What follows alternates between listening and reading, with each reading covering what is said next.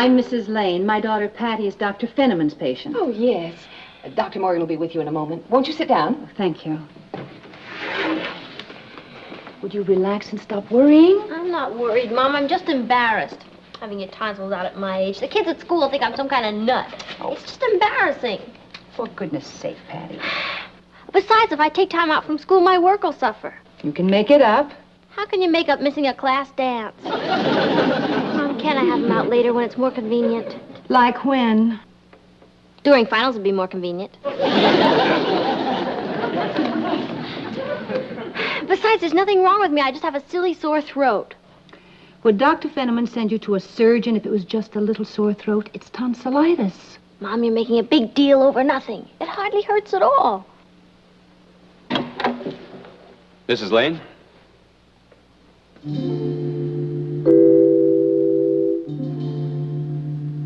I'm Dr. Morgan. How do you do? This is Patty. How do you feel? Patty. Patty Lane. How's your throat? Oh, it's awful.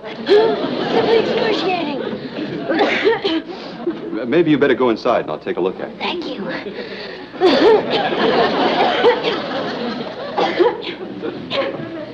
Don't be alarmed. Through these portals pass some of the greatest actresses in the world. Excuse me.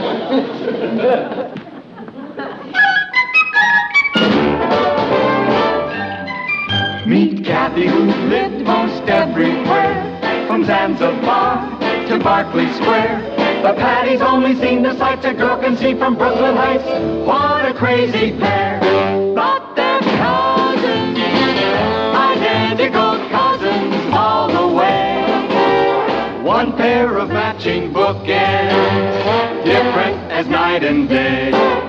Where Kathy adores a minuet, the ballet russe and crepe Suzette. Our Patty loves her rock and roll, a hot dog makes her lose control. What a wild duet. Still they're cousins, identical cousins, and you'll find they laugh alike, they walk alike, at times they even talk alike. You can lose your mind when cousins are two of a kind.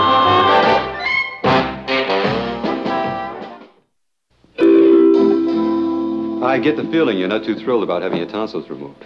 Whatever gave you that idea? And Dr. Fenneman told me about you. Well, he didn't tell me about you. Well, why don't you sit down and we'll take a look. Aside from your throat, have you had any other symptoms? Hot and cold and a little dizzy. Well, when did that start? A couple of minutes ago. You can sit back and relax. All right, open up and say, ah. Ah, Well, I'm not crazy about what I see. I am.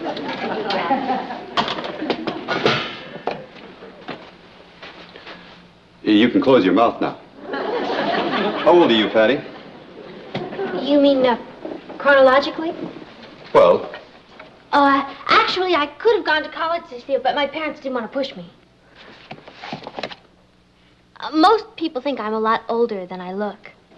okay, I'll put down she's older than she looks. You're very sweet.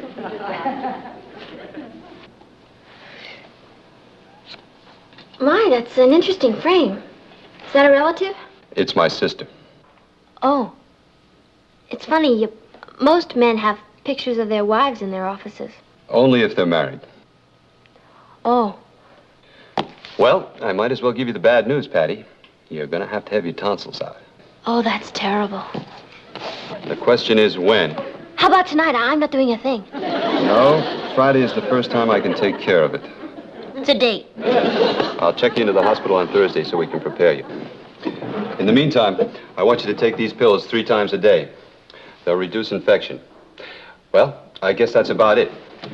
I'll see you at the hospital. I'll be looking forward to it. I'd like to thank you very much, Doctor. You've been very kind and very considerate, and I want you to know I feel very safe being in your hands. May I ask you a personal question? Oh, yes. Is that something new? What? A jacket that buttons down the back. Oh. I'll talk to the nurse about checking you in the hospital.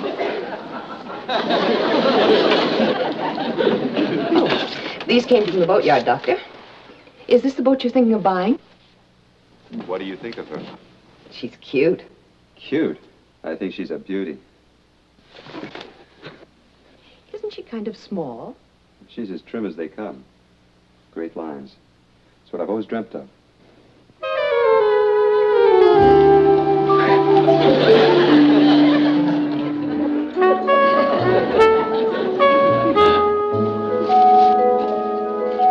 Kathy, I couldn't believe my ears. He said I was a beauty. Trim, with great lines. Patty, are you sure you didn't misunderstand? How could I? Mom was the only other person in the office. Still, don't you think you're going a little overboard with all of that? You don't think I'm going to wear my crummy kid stuff to the hospital, do you? What does he look like? Kathy, you'll absolutely flip when you see him. He's tall, with kind of streaky blonde hair, and way out eyes that kind of look at you. You know what he looks like? Have you ever seen Troy Donahue? Yes. Well, he's even better looking than that. Boy, am I glad I got an A in first aid. How we doing, hon? It balances. Got lucky, huh? What's all this? Bed jacket, negligee, and a nightgown. This stuff costs more than the operation. Well, I think Patty's got a little crush on the doctor. I thought I'd indulge her. Pretty good indulgence. Hey, how's this Dr. Morgan seem to you, anyway? Dreamy. But I mean, does he seem to know his business? Well, Patty and I were both very impressed with him. Well, I guess he does know his business. Hello? Oh, hello, Dr. Morgan.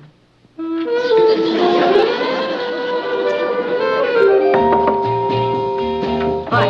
Who said you could come in? Well, I knocked, didn't I? Get up, you're gonna drip all over my new nightgown. Why don't you drip downstairs? Not me. I stay clear of doctors. Doctors? What doctor? Dr. Dreamy. He just called and said he was coming over. Why? Probably wants to collect his bill in advance. Kathy? Do you suppose he's coming over to see me?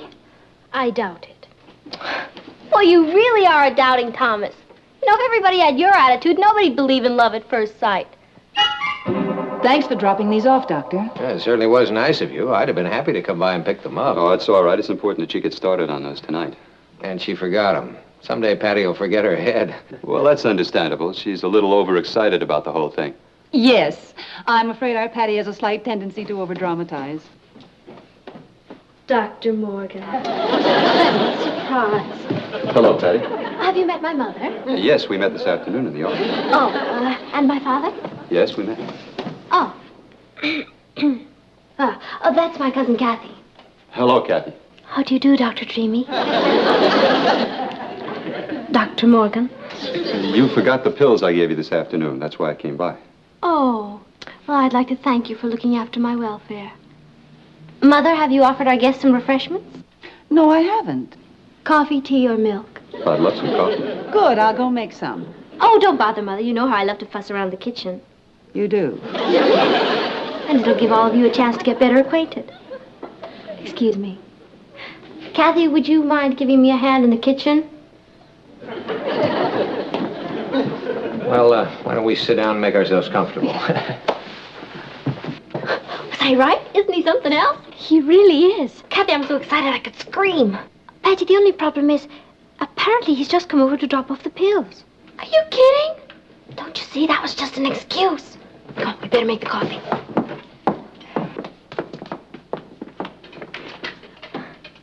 How do you like her? She's a beautiful model. Yeah, it's a model of a boat I used to race on. Oh, really? Maybe you could give me your opinion. I was thinking of buying this sloop. Isn't she a beauty? Well, I can understand why you were carried away. I saw her just once, and I couldn't forget her. Everything all right, girls? Yeah, everything's fine. Well, what do you say, Kathy? Pat, you're the luckiest girl alive. I know. Oh, boy. I hope that's not Richard. Hi, Mr. Lane. Oh, hello, Richard. Come on in.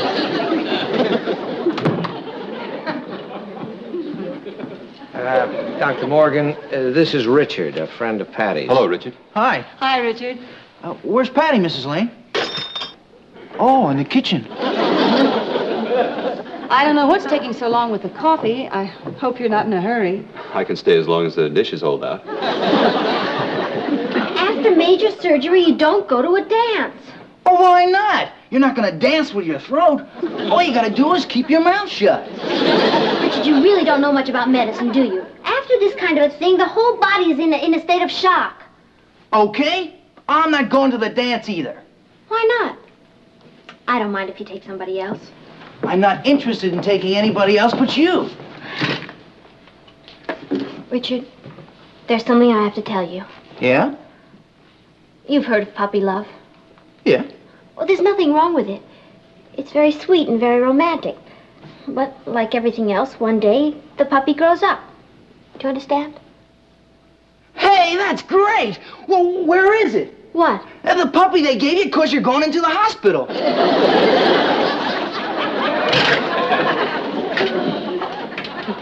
Richard, you saw Dr. Morgan, didn't you? Sure, in there. Right. Now, I only just met him. But sometimes when two people meet, zap, it happens. It's a matter of chemistry. Do you know what I mean? He's a chemist? I thought he was a doctor. I think you'd better stop beating around the bush. Richard, in the short time I've known Dr. Morgan, I've grown very fond of him. And it certainly seems vice versa. That guy in there? You're kidding. He's a very distinguished surgeon. He's an old man is what he is. Of course you're hurt now. But one day you'll get over it and you'll realize that this whole thing is bigger than both of us. And in the meantime, you've got to do me one favor. What? Go home.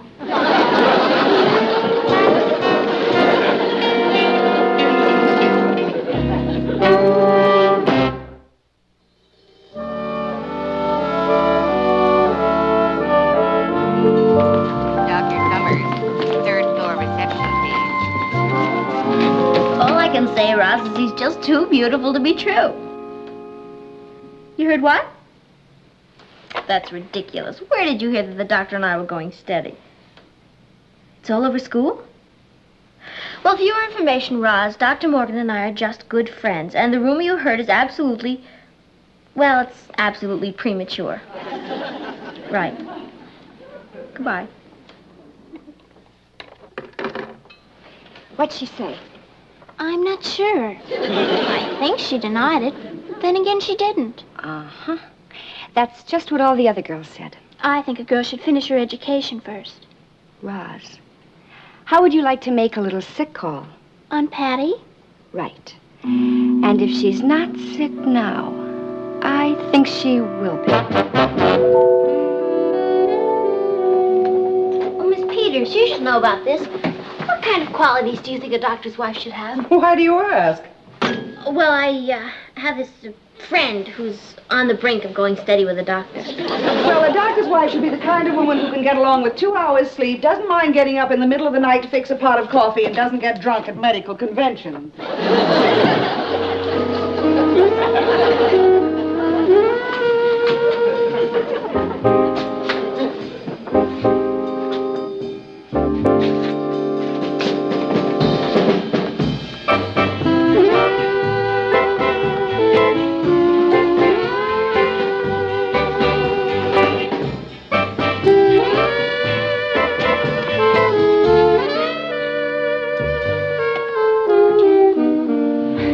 Hi there. What are you doing out of bed? Oh, it's been so long since I've seen you. I just left you half an hour ago. Oh, was it that recently? Well, as long as I'm here, I just thought I'd mention something in passing that may interest you. I don't drink. Well, I'll make a note to the dietitian not to put any martinis on your tray. Oh. Is that your sailboat? Yeah, I just made an offer for her. Isn't she a beauty? She? Well, nautically speaking. She's a little small, but she's as trim as they come.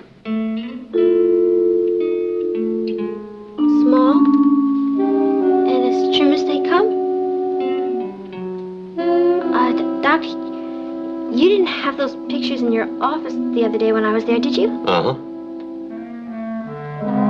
And you had them last night at our house. Yeah, as a matter of fact, I was showing them to your father. Oh. Something wrong? My heart had just stopped beating. Excuse me.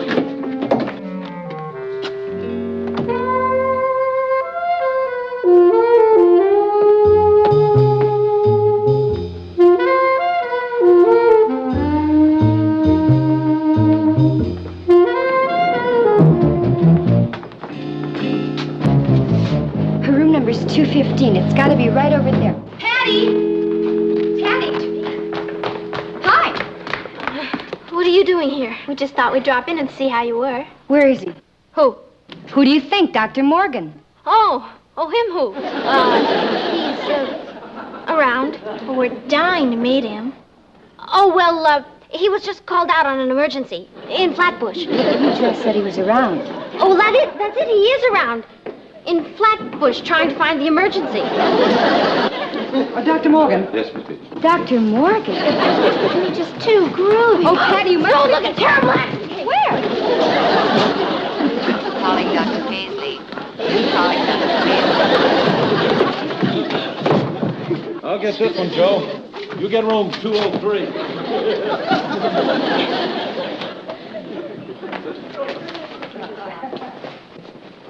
Hello, little lady.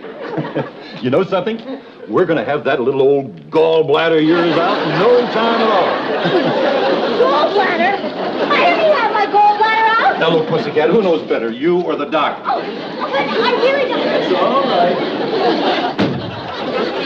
I'm not a doctor, but I can tell you this. A lot of people get along just swell without a gallbladder. Oh, but it's a mistake. I keep telling you, it's a terrible mistake. Yeah, well, they'll be ready for you in a few minutes. Please. Relax, pussycat, relax.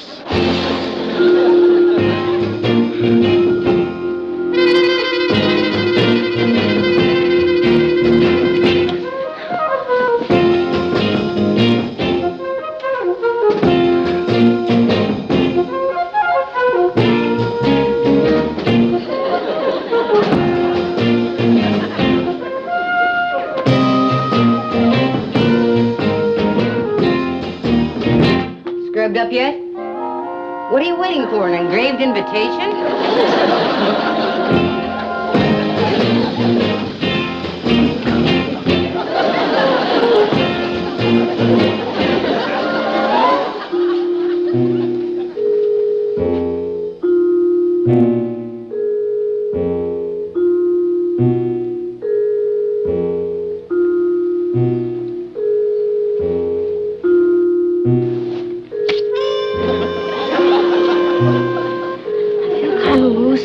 First time?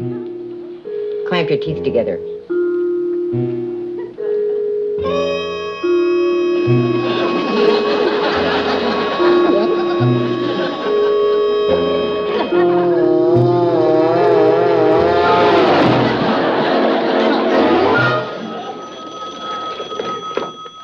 Dr. Morgan. Yes, Miss Peters. Patty? No, she's not here. What do you mean you can't find her? Well, check it out and call me back. Dr. Morgan? Yes? I'm Richard Harrison, Patty's friend. Oh, sure. Hello, Richard. What can I do for you? Sit down. I'll stand. I'm here to lay my cards on the table. What? Lay my cards on the table? Face up. Oh, I know. You think I'm just a kid, and you're an older man. But long before you met Patty, she was going steady with me. Since kindergarten, if you want to get down to cases. I suppose Patty discussed this with you? Sure, that's how I found out. All I want to tell you is, don't pick up the marbles yet. I shouldn't. That's right. I'm still in the game.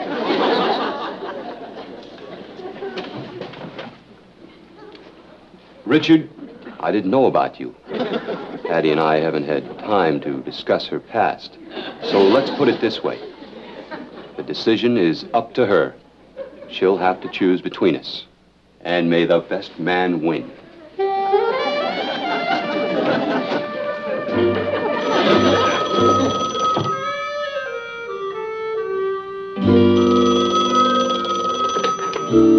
Dr. Morgan. Yes, Miss Peters. You found her where?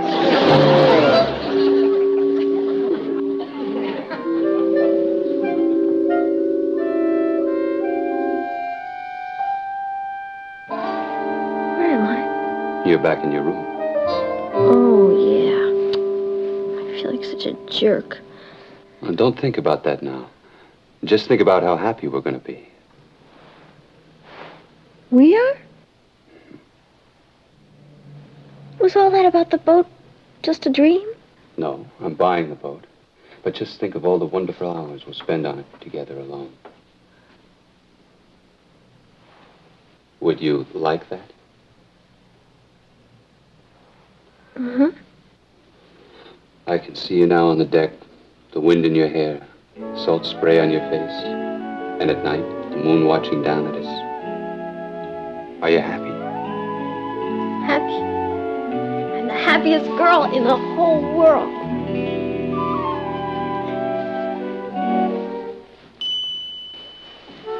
I'd like you to rest now. I think we better go. Bye, Dr. Morgan.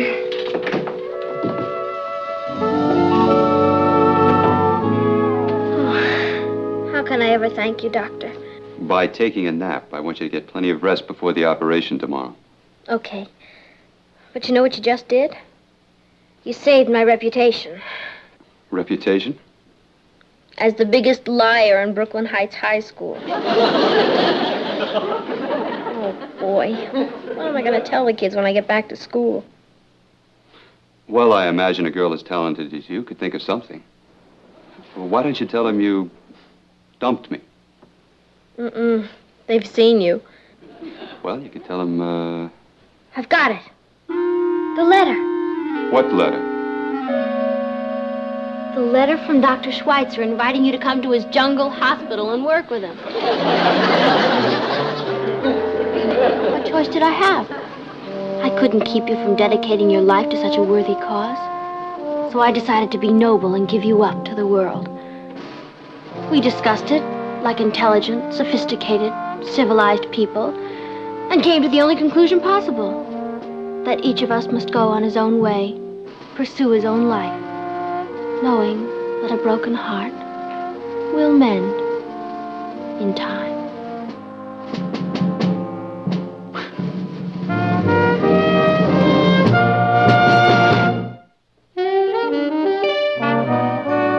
No, he's going to take them out this afternoon. But from now on, it's purely a professional relationship. Of course I could wait for him, but who knows when he'll get back from the jungle. Let's face it, Ross, he's no kid now. Oh, by the way, Ross, whatever you do, don't mention a word of this to Monica. It's just between you and me. Okay? Bye. Well, let's see what other blabbermouth I should call. Hi, Patty. Hi, Rich.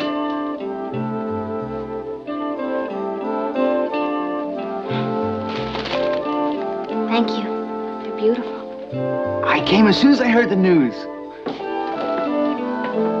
I thought I saw you going down the hall. Well, Richard, the best man won. Doc, look at it this way. There are plenty of other fish in the pool. On your way over to the jungle, you might meet a very nice girl on the boat. Oh, there's a lot of spinsters that go on those cruises. The thing to do is sign up for shuffleboard, see? And, oh, be sure and take a light dinner jacket. Go for that.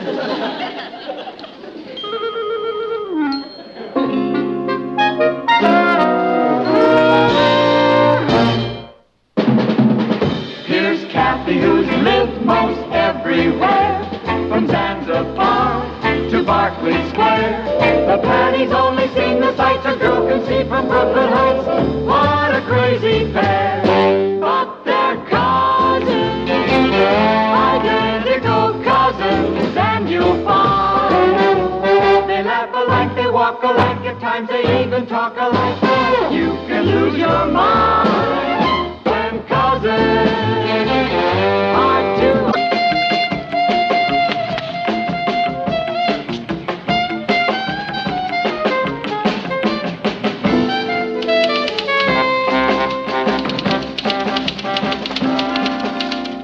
Hi, Papa. Kathy get home home yet? Yeah, she went upstairs. Oh, went right up to her room, huh? That's bad. What do you mean? Papa, we're all gonna have to be especially nice to her. What happened? Just about the worst thing you can imagine. She flunked an exam? No, I'm talking about something really terrible. She lost her autographed picture of Ringo Starr? Papa. Well, what is it, for Pete's sake? She wasn't invited to Monica Robinson's party. Oh. Well, I think she's strong enough to bear up under that. Papa, you don't understand. This isn't just a Saturday night get-together with hot dogs and soda pop. It's the whole bag. It's caviar and champagne. Caviar and champagne? Well, okay, pizza and punch. But if you don't get invited, you're practically an untouchable. Poor kid, she must really be shook up. Well, she didn't look particularly shook up. She didn't seem very upset. Papa, don't you recognize the Pagliacci bit when you see it? Laughing on the outside, crying on the inside. I'm gonna go cheer up her insides. Will you yell when Richard comes? Only if I see him first.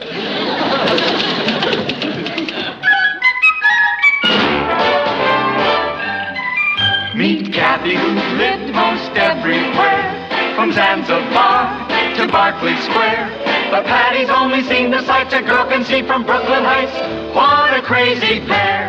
But they're cousins, identical cousins all the way. One pair of matching bookends, different as night and day. Where Kathy adores a minuet, The ballet russe and crepe Suzette. Our Patty loves her rock and roll. A hot dog makes her lose control. What a wild duet. Still they're cousins, identical cousins, then you'll find. They laugh alike, they walk alike, at times they even talk alike. You can lose your mind when cousins are two of a kind.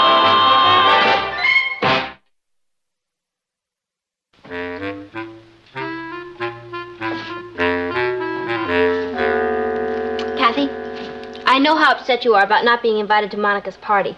I'm not upset, Patty. I hardly know Monica.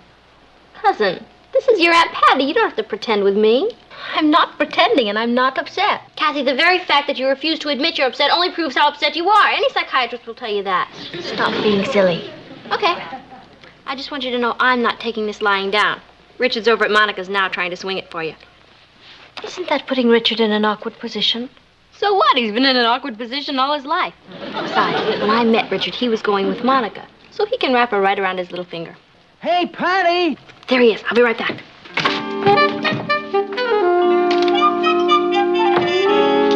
Hi. How'd you make out? No sweat. Monica said she'd love to have Kathy come over. Oh, that's great. There's just one little complication, Patty. It seems when Monica invited me, there's something I didn't realize. Yeah? Well, you see, she expects me to be her date. What? Yeah, and that kind of puts me in an awkward position. That's okay, Richard. I understand. You do? Really? Oh, sure. You go ahead to the dance and have a good time. Enjoy yourself. There's just one little thing I want you to do for me. Well, sure, Patty. What? Get out of here, you ankle biter, and never show your fangs around here again!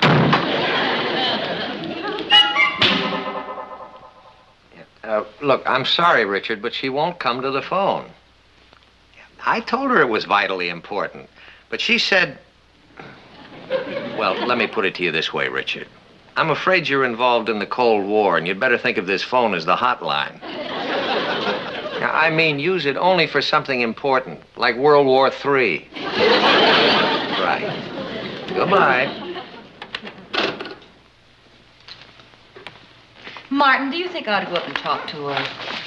She said she just wants to be alone. She didn't have any dinner. She's upstairs just moping around. I really think we ought to do something. Natalie, when the Greta Garbo virus strikes, you just have to give it time to wear off. But Martin...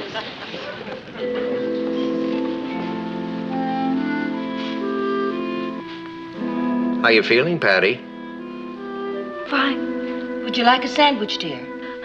No, thank you, Mom. I just came down for a glass of water. I'll get it. What's wrong with the upstairs water? Doesn't have an audience. Patty, before you slam the door... Who is it, Patty? Nobody.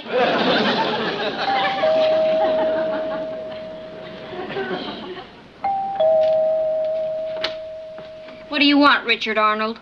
Richard Arnold? Benedict's brother. Patty, will you please open the door? I've got some great news for you. You taking me to Monica's party? Well, no, but...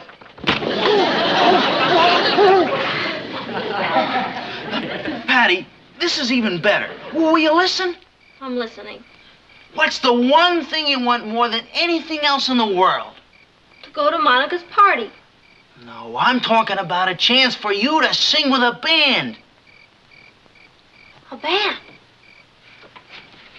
Well, sort of a band.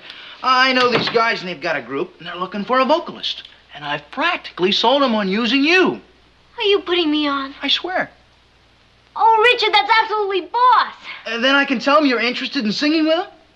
Sure, if they'll play at my party. Well, I'm sure they will. What party? The one I'm giving the same night as Monica's. With live music. I'll knock her right out of the box.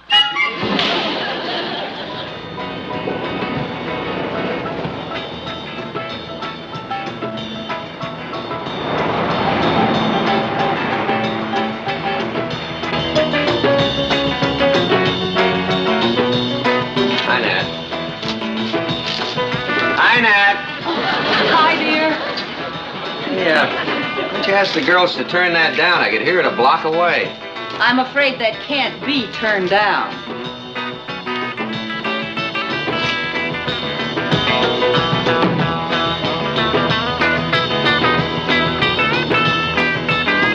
Who are they? The Shin Dogs. I don't care what's ailing them. I just want to know who they are.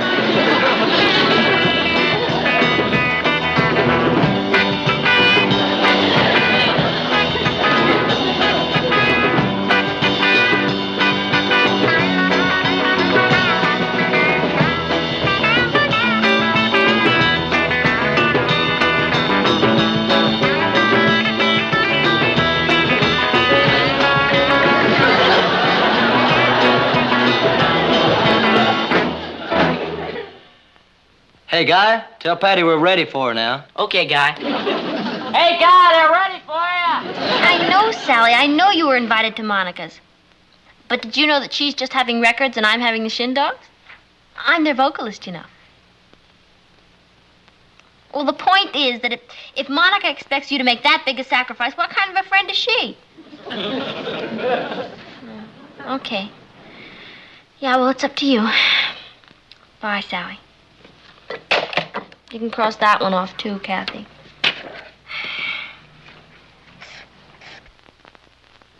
Will you make the rest of the calls while I go down and rehearse with a group? All right, Patty, but it really doesn't seem much use. We'll keep at it anyway, okay? You know, that's what I like about you English. You never say die. It's not only that I mind her having a party, I don't like her doing it to retaliate against Monica. I think we ought to do something. How about an anonymous call to the police? I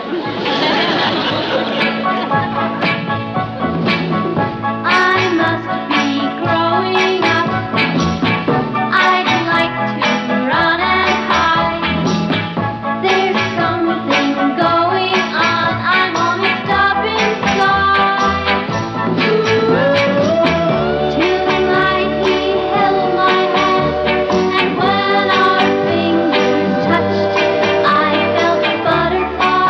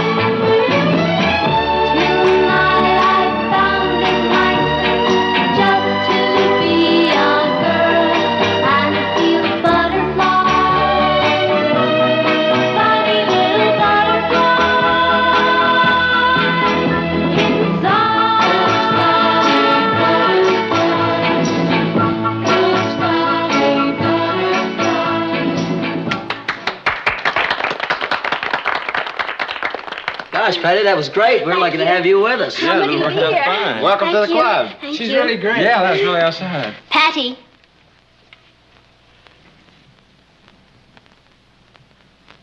Couldn't get anybody?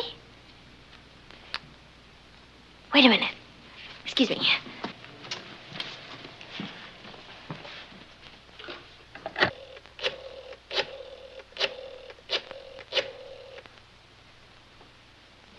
Hi, Rich. Patty.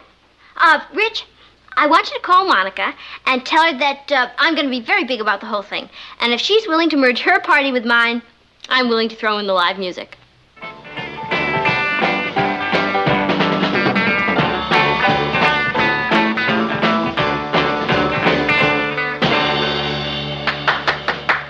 Patty, you found out which party we're going to play at? No, but Richard should be here soon with the latest developments. I sure hope you guys don't mind playing up here, but my folks thought it'd give us a little more elbow room. Oh, no sweat. This is fine. Good. Did you talk to her? What'd she say? Well, her reaction was generally very favorable. Generally? Well, as far as the group coming over, that's great with her. But she was kind of bugged about one thing. Me. Well, you gotta expect it, Patty, after the way you sabotaged her. I see. That means I'm wiped out. That kind of leaves us in a bind. What do we do now? I'll tell you what you're going to do, fellas.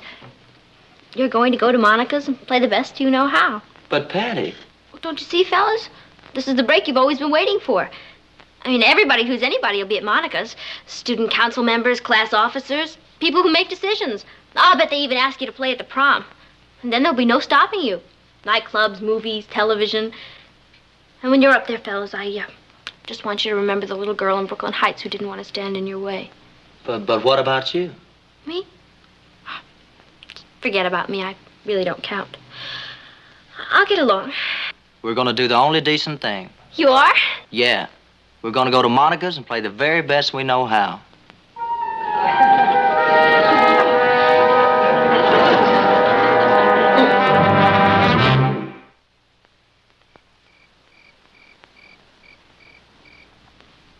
What's that funny sound? Silence. It's refreshing, isn't it? What a week. You know, Nat, sometimes that girl of ours does things that really renews my faith in parenthood. You mean like insisting the boys play without her? And telling Kathy to use her best dress and telling her to go to the party and have a great time. And you should have heard her. She was so bright and cheery. I'm not disturbing you, am I? No. We were just talking about you. Oh? Patty, I know you've had a lot of disappointments this week, but I want you to know I'm very proud of the way you handle yourself. Oh, well, it's nothing. I mean, what's a party anyway? It's not a matter of life or death, is it? That's my girl. I'll get it.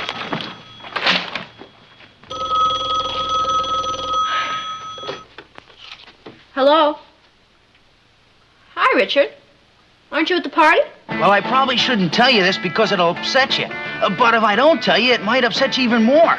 Will you stop being so mysterious? What is it? Well, there's an uncle of Monica's here at the party. And somebody told me he's owner of the Howard Record Company. You mean a company that makes records? What else? Oh, Richard, I'll never forget you for this. Well, what are you gonna do, Patty? Never mind. Just put Kathy on the phone.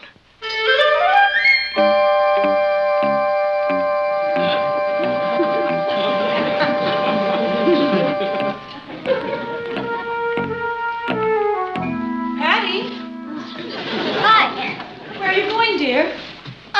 Just out for some fresh air. See you later. Wait a minute. What have you got on under there? Oh, just something I threw on. Patty, you're not really going to that party, are you? I have to, Pablo. It's a matter of life and death. Well, I hope you know what you're doing.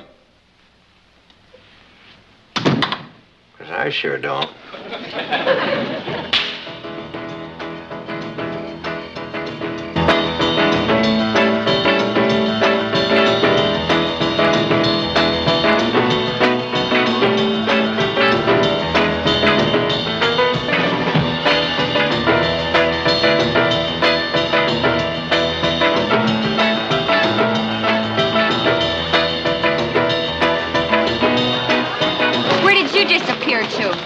just making a telephone call, Monica. To another girl, I suppose. Not unless you consider my mother a girl.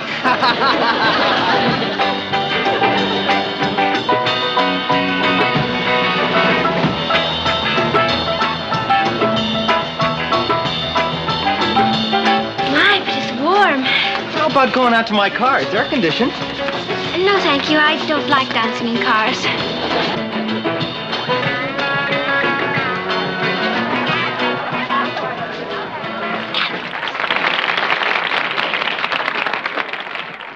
My, but it's suddenly gotten chilly, hasn't it? It has? Yes, would you mind getting me my sweater?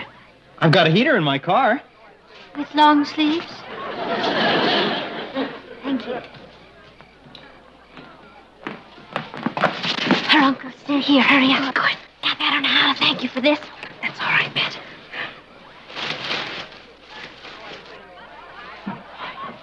Kathy! Here I am. Got your sweater? Oh, thank you. Would you be a dear and get me a cold drink? I thought you were chilly. It just warmed up.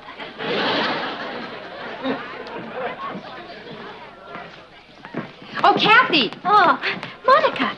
My, that's a lovely dress. Thanks. But you said that before. I did? Well, you know the old saying, hear a compliment twice, you'll know it's nice. I never heard that. Of course you did. I just told it to you. Excuse me, there's someone I'm dying to meet. Kathy, I want you to meet my uncle. That's who I'm dying to meet. He just flipped when I told him you were English. Uncle Howard, Yes? this is the girl I was telling you about, who's from England. How do you do? It's a great pleasure indeed. Nice to meet you. What part of England are you from? Do you know London very well? Know it. I spent 3 years there. Is that where you live? No, but it's a great place to visit. Yes. What city are you from? Wickenham Criffet on Clough, but we call it Whiff. Clough? I don't seem to recall any river by that name. Oh, well, perhaps that's because it dried up many years ago during the drought. Drought? In England? Of course. That's what caused the potato famine. Oh, that was in Ireland. Oh, well, it spread to England during the Middle Ages. Really? Of course. Thus the expression Middle Age spread. What? Excuse me, I promised this dance to someone.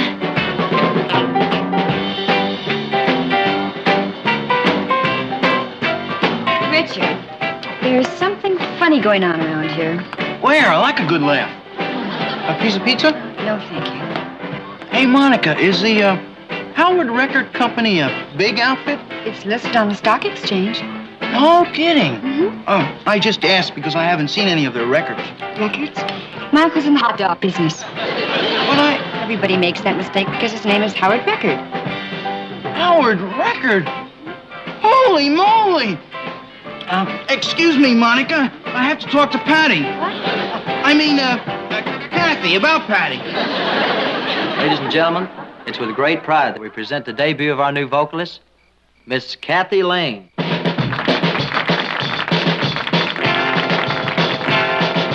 I've got a neighbor, he's a nice young man, lives just across the way. And every morning when he goes to work, you can hear him say,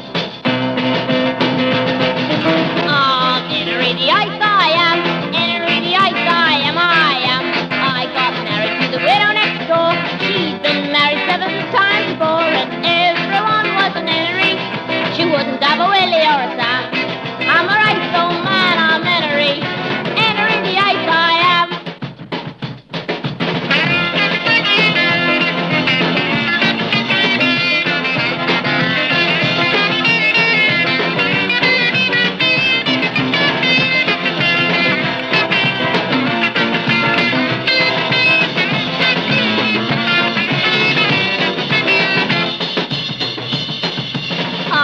Enerity-ite I am, enerity-ite I am. I got married to the widow next door. She'd been married 7 times before, and everyone was an enery. She wouldn't have a Willie or a Sam. No, Sam. I'm a right old man, I'm enery. Enerity-ite I am. H-E-N-R-Y. Enery. Enery. Enery. Enery. Enerity-ite I am. Enerity-ite I am.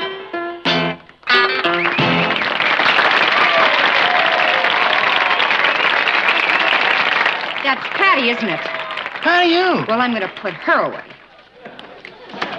You've got your nerve, Patty. Oh, Monica, you're wrong. I'm Kathy. Oh, yeah? So when did you go home and change your dress? I just had to come and tell you how much I enjoyed that. You're very good. Thank you. Will you please leave? Will you please flake off? I'm trying to talk to your uncle. I do have to run along, but before I do, I was wondering, is there any chance that you could use us? We work very cheap.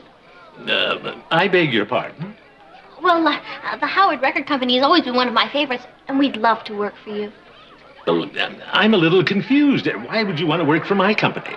Oh, let's face it, every singer likes to make records. Oh, what? Records? You mean you thought... Patty, let me present my uncle, Mr. Howard Record of the Howard Record Company. He makes hot dogs. Hot dogs? Oh, the best. Oh, wait till I tell the gang about this. They'll die laughing. Now, wait a minute, Patty. You gotta remember, I went way out on a limb for you. Richard, do me a favor. The next time you decide to go out on a limb, just keep right on going.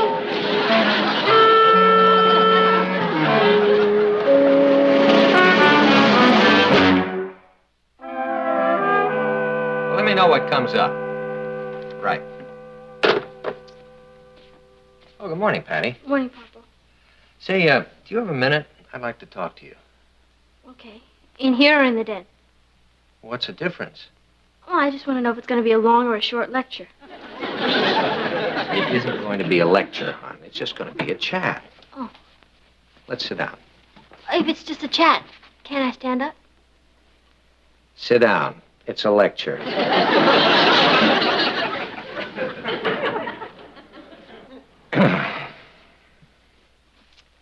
Now, in the first place... All right. What I want to say is this. All of us have to learn in life that we have to conserve our energy, to save it for the things that are really important instead of wasting it on every little crisis that comes along. You mean Monica's party? Yeah, that's exactly what I'm referring to. Now, let's just take a look at what happened to you. All of the pain and the disappointment you went through. In the first place, you tried to organize your own party. And then you spent all of that time rehearsing with the boys. And then you finally went to the party, even though you didn't have an invitation, and you embarrassed yourself in front of all your friends. Now, what did all of that expenditure of energy lead to? Not a thing. I hate to contradict you, Papa, but you're wrong. All my energy wasn't wasted. Monica's uncle flipped over me. Well, that's nice, but what of it? What of it? Look what he gave me. Howard Record Company. No, the other side. This entitles the bearer to a hot dog at half price at any Howard record shop. Okay.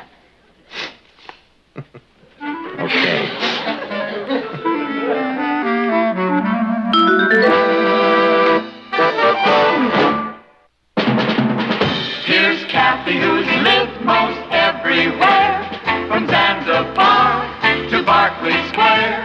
The Patty's only seen the sights a girl can see from Brooklyn Heights. What a crazy pair! But they're cousins, identical cousins, and you'll find they laugh alike, they walk alike, at times they even talk alike. You can lose your mind when cousins are two of a kind. Invented a new capsule. I'm about to send it into space. It's pretty funny for a mother. You know who's a good cook, too? Richard's mother. Well, not as good as you, of course, but who is? Thank you. She's a nice woman, Mrs. Harrison, isn't she? Oh, she's very nice. You know something? I'll bet if you and Papa had to go out of town for, say, a week, and you couldn't take me with you, I'll bet she'd invite me to stay with them. Probably. Mrs. Harrison is a very kind-hearted and generous woman. Mm-hmm. The only other person I know who's more kind-hearted and generous is you. That's why when I heard Mr. and Mrs. Harrison were going out of town for a week, I invited Richard to stay with us. Now, just a minute. Mom, you can't go back on your promise. What promise? I gave Mrs. Harrison Harrison your word that you'd love to have Richard stay with us? You gave my word? Mom, when a woman as kind-hearted and generous as Mrs. Harrison would let me stay in her house for a whole week, the least we can do is reciprocate.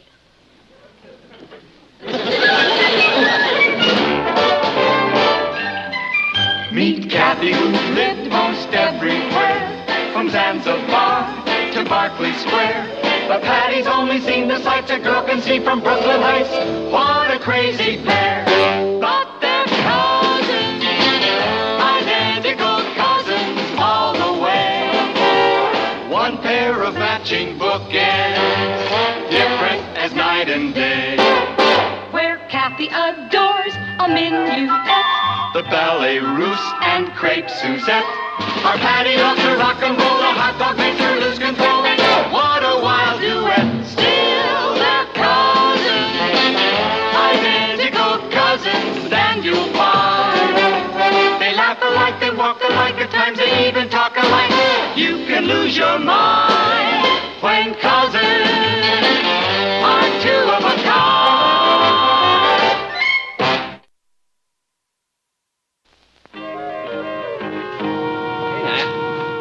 I got the cot.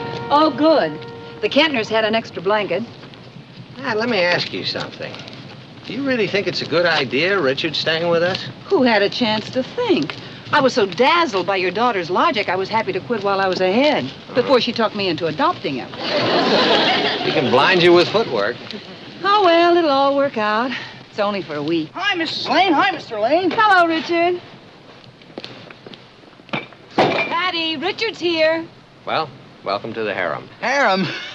That's a good one. That's because there's so many women around, huh?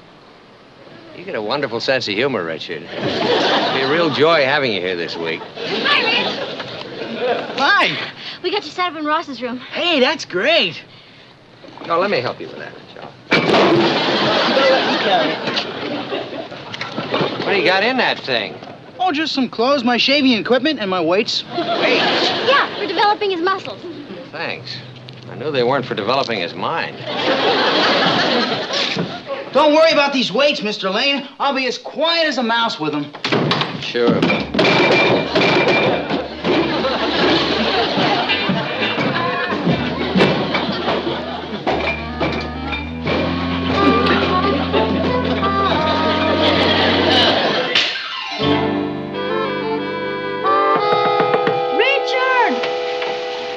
Forget it, Kath.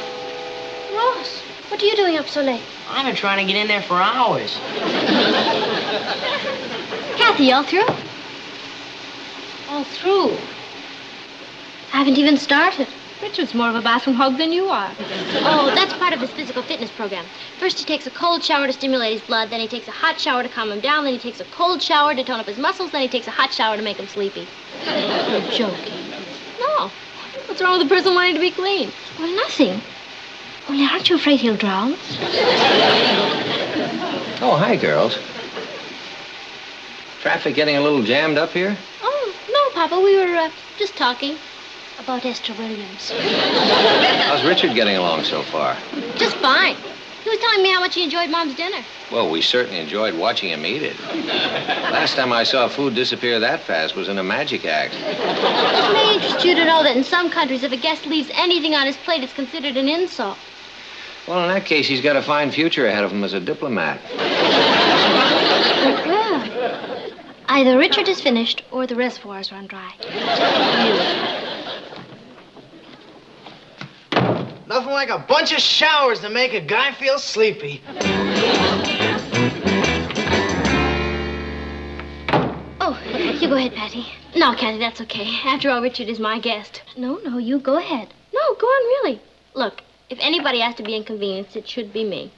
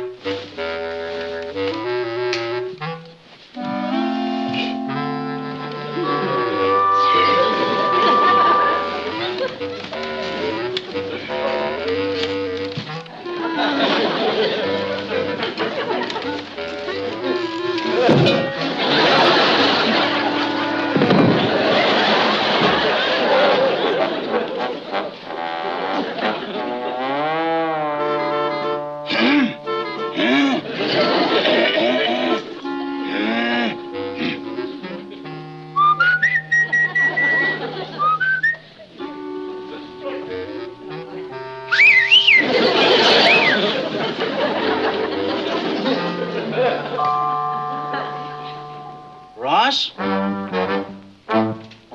Ross? Ross? Are you awake, Ross? No. Now that we're both awake, why don't we talk about something? What about? Oh, I don't know. We can think of something to talk about. Did you hear that bugle? It's funny you should mention that. Did I ever tell you about my cousin Fred? Who? The one in the Marines. Boy, is he in great shape. Rugged, you know what I mean? He's in such great shape you could hit him in the stomach with a sledgehammer and he wouldn't even feel it. What's he doing blowing a bugle at this time of night? And you know why he's in such great shape? Now get a load of this. He never sleeps on a mattress. None of the guys in his company do. Even when they're in camp, they sleep on the floor. Now, what do you think of that? Oh, I think it's a great idea. But I'm going to be an atomic scientist, and they all sleep in nice soft beds like this one. Good night,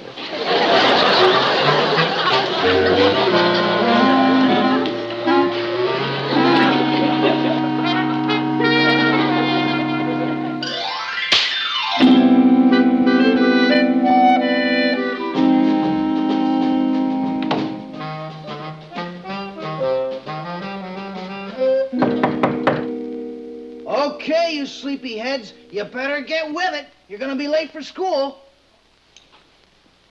What's that? Either the house is on fire or Richard is awake.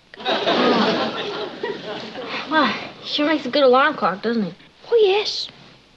Every night before we go to bed, we can wind him up, pull out his tongue, and he'll go off at the crack of dawn.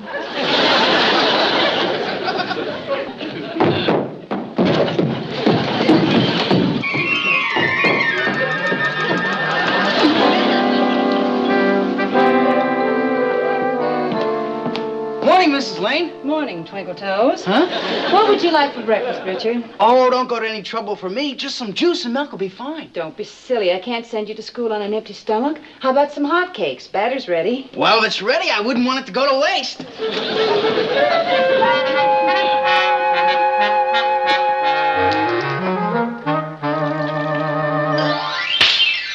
But why do we have to pick up after Richard? We don't. I do. It's part of my deal with Mom. I never thought it possible, but he's even sloppier than Ross.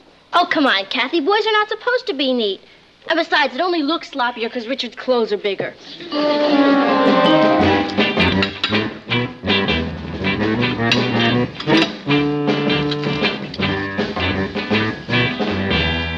Boy, Mrs. Lane, I sure love those hotcakes. But the bacon and eggs were great. Well, I'm glad we didn't have to worry about him going to waste. I better get my things together. Are you sure that'll hold you until lunch? I'll pick up a couple of candy bars on the way to school. I'm gonna get my books. Okay.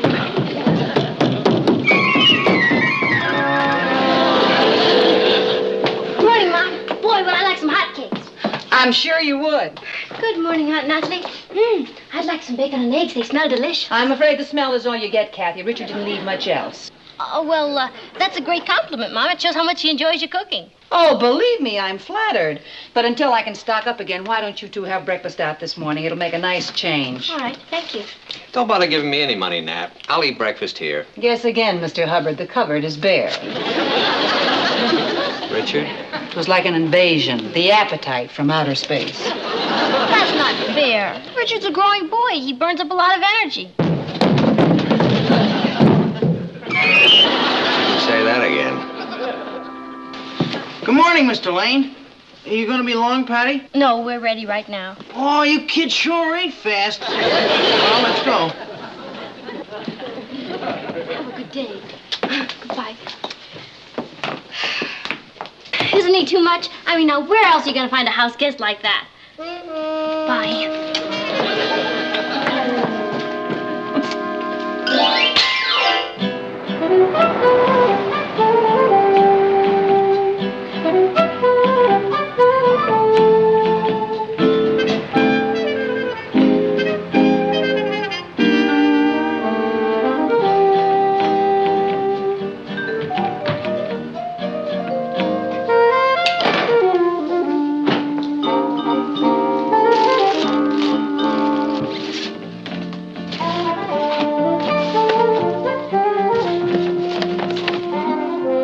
Careful, sir. My husband may be home any moment.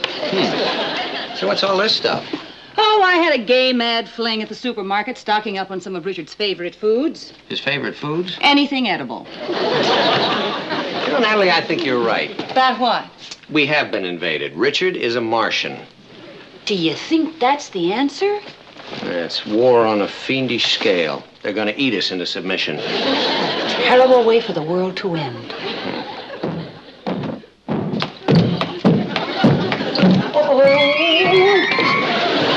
I'll get him to stop.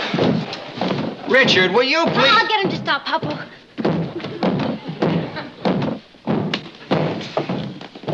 Natalie, why don't you put that where it'll be safe? Oh, no, it's become a game, and I am determined not to lose.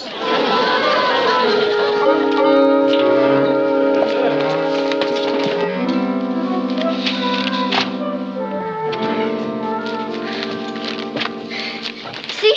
I got him to stop jumping. Good. He's working with his barbells now. They don't make so much noise. Good. That'll help his appetite. He's wasting away. Oh, we got a card from Richard's folks this morning. They're having a wonderful time. Wish I was there.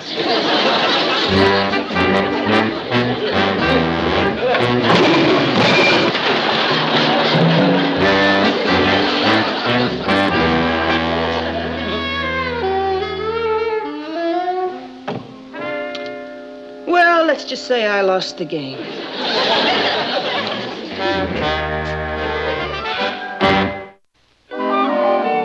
One moment, please. I'll call him. Richard! Long distance. Thanks a lot, Mrs. Lane. Hold it, Nat. Huh? There's nothing to save. I keep forgetting. Hello? Oh, hi, Mom. Oh, wow. We're having a ball. No, I won't forget. When are you coming home? Well, I want to warn you. You may not be able to get me back. The Lanes might not let me go. They're crazy about me. Yeah, sure. Okay. Bye for now. That was my mom. Oh. I didn't know we were going out. We're not. I am. You mean you've got a date with somebody else? Well, why the big flap, Richard? You know I date other fellas. Yeah, sure, and I date other girls, but not while I'm at your house. Richard, I made this date a long time ago before you ever got here.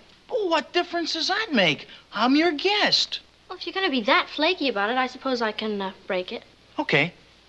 Okay, what? Okay, break it. You are the most inconsiderate, selfish person I have ever met. Well, what am I supposed to do here by myself? Do whatever you please. Look, don't think of yourself as a guest. Think of yourself as one of the family. Good night.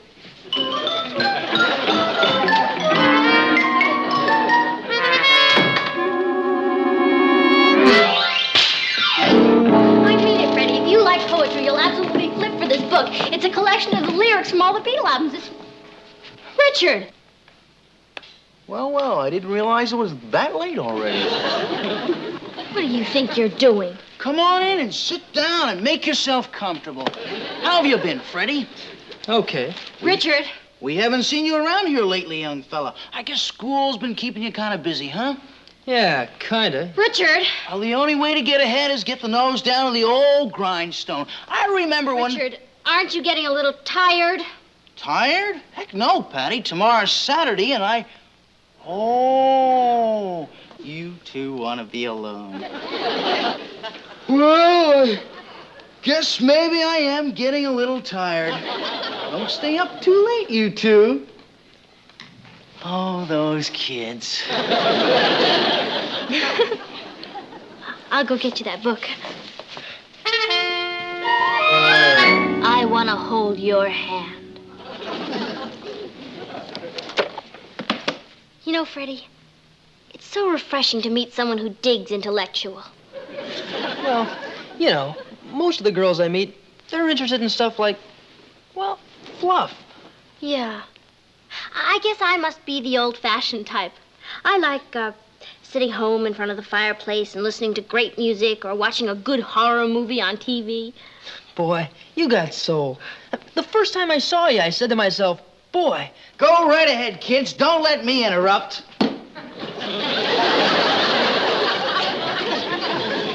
What were you saying, Freddie, about The first time you saw me? Oh, yeah. The first time I saw you, I said to myself, You kids want something to eat? No! Thank you. Go on, Freddie. huh? Where was I? The first time you saw me, you said to yourself, The first time I saw you, I said to myself, I don't remember what I said. it started with, boy. Oh, yeah. The first time I saw you, I said to myself, boy. Now, don't pay any attention to me, kids. Just pretend I'm not here. You know, maybe I better take off. I mean, it's getting kind of late. Later than some people think. I'll see you to the door. Leaving already, Freddie? Yeah. Well, now that you know where we are, don't be a stranger. Thanks a lot.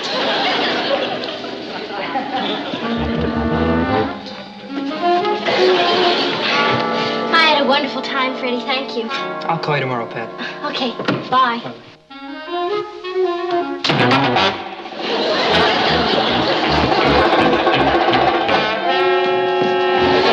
Oh, wait a minute, Patty. Calm down. You said I was a guest, right? I meant family. Patty, you're not listening. I was just bringing it to you. Good night.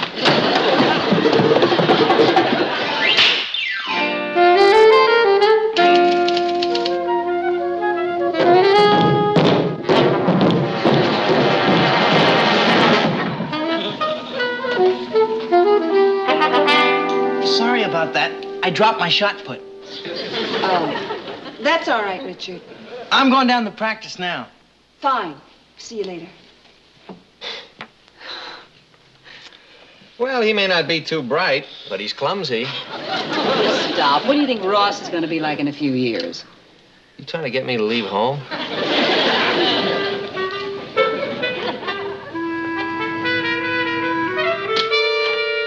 Let's see.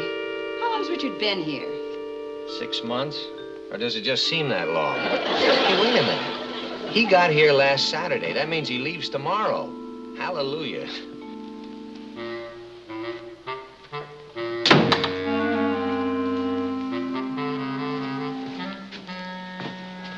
I forgot my money.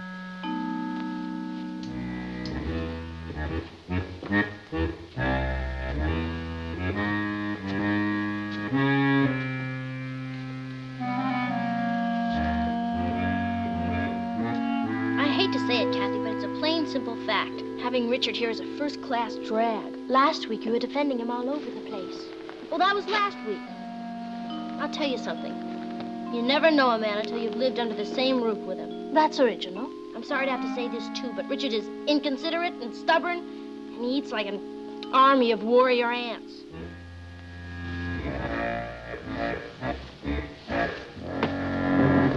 Richard, lunch is ready. Hey, you better stand back, Nat.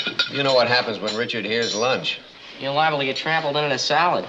Where is Richard? I haven't seen him since breakfast. Oh, he's probably upstairs. I'll go get him. Hey, if Richard's upstairs when lunch is down here, he must be sick. Well, if he hasn't eaten since breakfast, he may have starved to death. I don't think either one of you is being very funny. Hey! He's not up there. What do you mean he's not there? He's gone, and so are all his things. Well, what does that mean? Do you suppose someone could have hurt his feelings? Oh, boy. When am I ever going to learn to keep my big fat mouth shut? You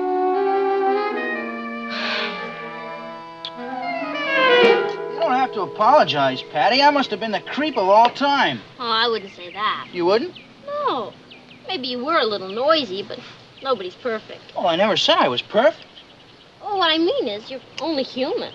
Oh, I know I have my faults. Oh, so what of it, Richard? Look, every teenage boy is sloppy and clumsy. And eats like an army of warrior ants. And is also an eavesdropper. Yeah, well, you're not so perfect yourself. Who said I was? And neither's your family. Hey, now, just a minute. Let's not get personal. What's wrong with my family? All right, take your father. Boy, him and his corny jokes. Corny jokes. I noticed you got hysterical every time he opened his mouth. Oh, that's because I didn't want to hurt his feelings. I was being polite. Oh, just like you were being polite when you ate everything in the house except the furniture? Well, I might have eaten an awful lot, but I didn't enjoy it. Oh, no, you just didn't want to hurt my mother's feelings. Yeah, well, she can't cook like my mother. She doesn't have have to. She only has to feed people, not a human garbage disposal. The way you slop around with all that grease all over your face and those curlers, you sure don't help a guy's appetite any. Richard Harrison, you are the rudest, most ungrateful person I have ever known, and I never want to see you again. Boy, is she sensitive. You see, honey, when two people live together, their personalities are bound to clash and create some friction for a while. But I thought I knew him so well. Look at it this way, dear. It's kind of a rehearsal for marriage. If that's the rehearsal, I'm not sticking around for the show. You'll change your mind. No, of course you will. Marriage is a series of adjustments. Rough edges have to be smoothed out, compromises made, and that's a full-time job. That's what I said. I'm not sticking around for the show. Believe me, darling, it's worth the effort. Well worth it. Did you two go through all that torture? I'll tell you a little secret. We still do occasionally. Well, anyway, I guess I'll just have to find somebody else to rub edges with. After that hassle we had, I'll never see it. I'll get it.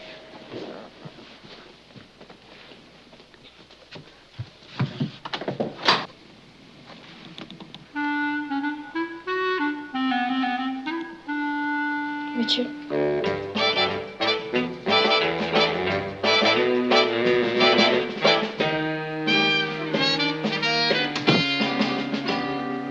Well, hello, Richard. Hi, Rich. My mother told me on the phone to give you flowers after I left. Richard, wait a minute.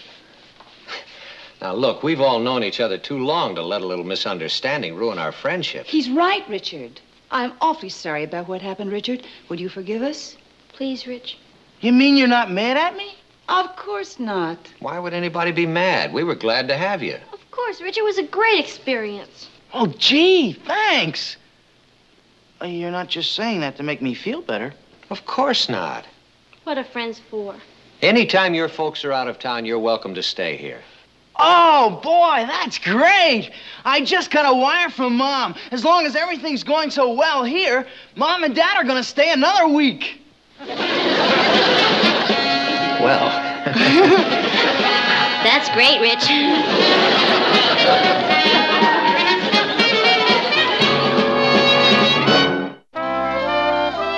Eileen, you know, you really turned me on. Are you sure it's all right? All right. It's a guess. No, I mean my being here. Well, sure. Why wouldn't it be? I don't know. It's just kind of spooky. Your date bringing you to another girl's house. Oh, don't worry about that. The Lanes want me to feel like one of the family. I know, but you know still... what I said to myself the first time I saw you? Richard. That's right. I said to myself, Richard.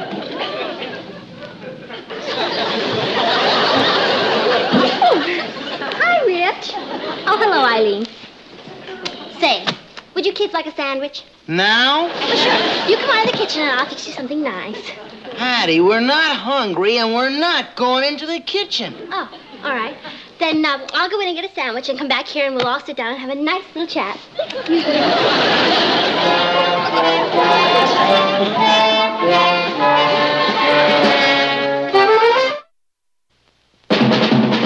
Here's Kathy, who's lived most everywhere, from Zanzibar to Berkeley Square. The Patty's only seen the sights a girl can see from Brooklyn Heights.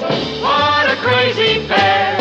But they're cousins, identical cousins, and you'll find they laugh alike, they walk alike, at times they even talk alike. You can lose your mind when cousins are two of a kind. I think it's swell. What do you really think? Hattie, will you cut it out? I've just decided. It's going straight into my closet. I'm not even going to inflict it on my poor family. Okay, Rembrandt, I'll see you tomorrow. Rich, Yeah? what do you really, really think? It's terrific, will ya?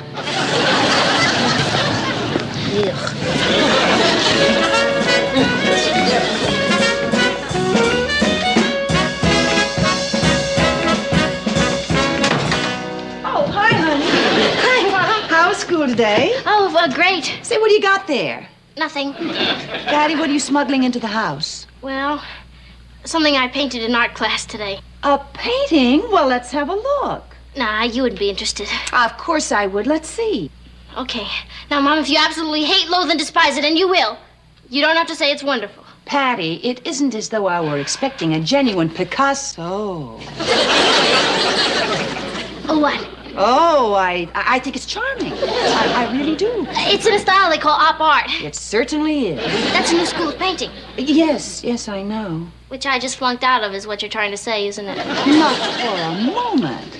Here, let's take it into the living room where the light's better. You really think you should? Certainly. Imagine, we've got a painter in the family. Meet Kathy, who lived most everywhere, from Zanzibar to Berkeley Square. But Patty's only seen the sights a girl can see from Brooklyn Heights. What a crazy pair! But they're cousins, identical cousins all the way. One pair of matching bookends, different as night and day. Where Kathy adores a minuet. The ballet russe and crepe Suzette. Our Patty loves her rock and roll. A hot dog makes her lose control. What a wild duet. Still they're cousins, identical cousins, and you'll find they laugh alike, they walk alike, at times they even talk alike. You can lose your mind when cousins are two of a kind.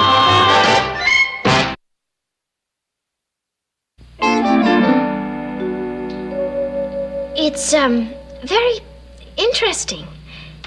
It shows a great feeling for color and design. You see? Kathy likes it too. Oh, I'll bet. Who wouldn't? I defy anyone to look at this painting and not be impressed. Hi, Mom. What's for dinner? Oh, brother, where'd you find that? Ross, your sister painted this. I believe it. Well, sis, can't win them all. You see? Now he's honest. Loathsome, but honest. No offense, sis. I just don't happen to dig this modern jazz. Obviously. You've got it upside down. How can you tell? Ross, go set the table. Gladly. I'll help you, Ross. Anything to get away from it, huh, Kathy? Patty, will you please stop putting yourself down? Papa!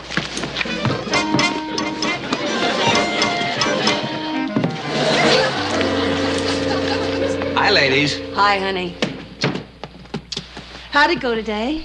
Oh, just the usual thing. Earthquake, war, shipwreck. What's new here? Guess who painted a picture in art class? Oh, you're not taking that up again. No. Patty. Oh, Patty. Show it to your father, dear. Well, it's really not very good. Well, I'll be the judge of that. Let's have a look. Okay. Hey, how about that? Our little Patty might turn out to be another Vincent van Gogh. Oh. You see? He said, oh, just the way you did. Isn't it interesting, Martin? Oh, it's fascinating. It's really very, what is it? It's called op art. Op is short for optical. You notice the way the design kind of follows you around the room? Mm-hmm. Yeah, there's just no way of getting away from it. It's very striking. Is that good? Oh, absolutely. I don't know anything about art, Patty, but I do know what I like. This isn't it. I said, and this is it. This is a first-rate job. You're not just saying that? Who, me? George Washington Lane, man known up and down Newspaper Row as Honest Abe. Oh, boy, Papa, I'm glad you like it. You too, Mom. I know I'm no great shakes as a painter, but when I do something, I like it to turn out well. And this painting did, Patty. It's just fine. Yeah? Oh, excellent. It's splendid. Brilliant. Fabulous. Magnificent. It is? Patty, it's not bad. Honey, honestly, in its humble way, this is a real work of art. Oh, boy. For that, I'll serve dinner and do all the dishes, too.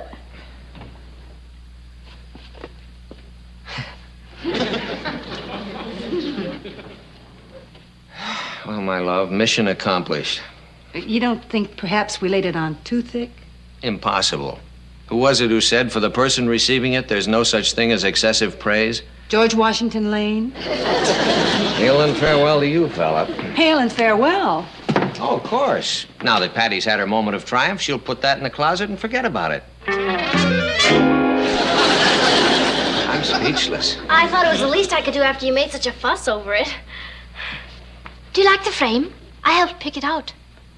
Oh, thank you, Kathy. That was very sweet of you. And it was her idea to hang it over the mantel, too. Excuse me. You know, Papa, I was going to put it in your study, so every time you looked up from your typewriter, there it'd be. Would you rather have it in there? Oh, no. I don't want to be selfish about it. Well, good. I mean, this way the whole family can share it. Hey, what's for breakfast? Skip it. I'm not hungry. You're getting a little static from your son, the critic, who wouldn't know a work of art if somebody busted it over his head. It means a lot to realize that day after day, this is going to be waiting for me when I come home from work. Just think, Papa, even years and years from now when I'm married and moved away, it'll still be hanging there. That's a beautiful thought.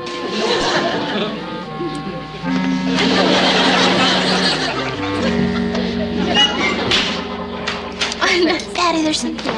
Oh, hi, Cynthia. You're over here. Hi, Patty. Just a second.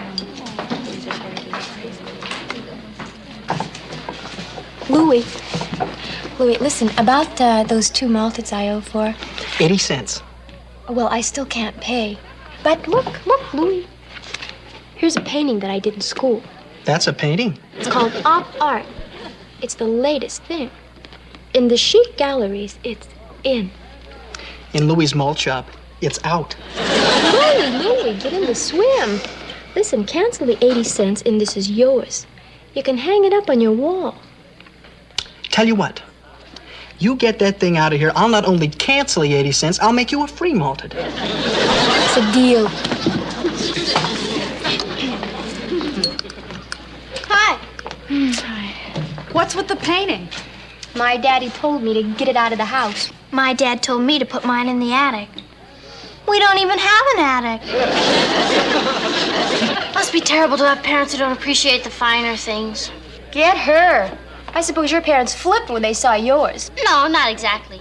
They merely said it was brilliant, charming, magnificent, superb, and a great work of art. That's what they say. Next thing you know, it's attics, Phil. Depends on the caliber of the painter. My painting's hung over the mantel. I don't believe it. It's true. We put it up this morning. This morning? That gave your folks all day to get rid of it. Very funny. Okay. My painting is available for public viewing at any time. Well, don't count on it, Patty. Your mother's probably using it right now to wrap up a fish. If that's what we're having for supper, I'm having a hamburger. No, it's not for supper. One of our neighbors brought it home from a fishing trip. I'm going to freeze it. Speaking of dead fish, Mom, when are we going to get rid of that painting of Patty's? Oh, Russ, I think you're being very unfair.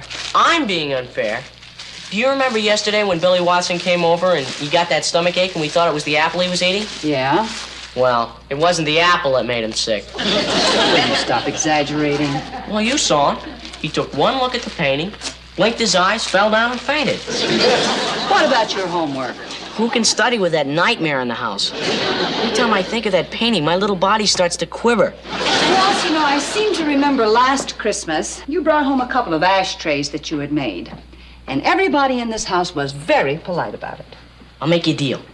You cover up Patty's painting with cigarette butts the way you did my ashtrays, and I'll be polite, too. Well, I happen to think that it's a very interesting painting. Tell me one thing you like about it, except for the fact that it can be used as a dartboard. Ross, one more word about that painting, and we're going to hang it in your room. I did...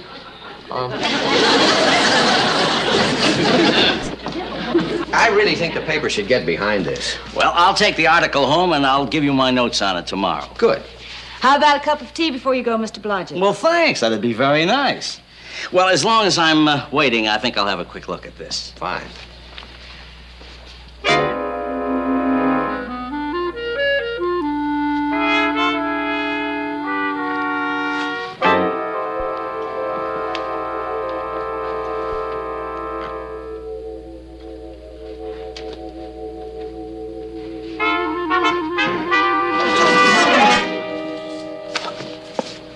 Okay, I give up. What is it? Patty Lane original. Original what? Painting. Oh, I see. A painting Patty painted, huh? Yeah, in school. TJ, I want you to tell me honestly what you think of this. Honestly? Honestly. Remembering that you're Patty's godfather. I love it. Gee, I can't tell you how happy you just made me. Happy? Yes, because we have a tradition in this household. When a guest admires one of our possessions, he gets it. No, Martin, really, you're too kind. No, I want you to have it, TJ. I couldn't. I know what it means to you. No, TJ. If you knew what this meant to us, you'd take it. I really do have to run now, Martin. I'll see you later. What about your tea? Forget it.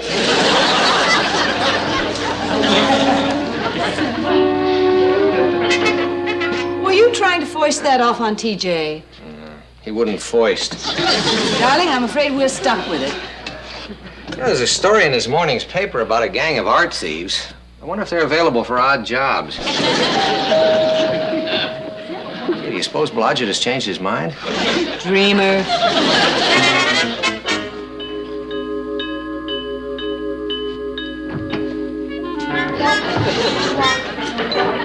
Darling, you remember Mrs. Marlowe? Good afternoon, Mr. Lane. I just came by to fetch the rocker Natalie promised us for the church auction. Oh, the rocker. Yeah, I'll give you a hand with that now. Thanks. Excuse us. Oh, yes, surely.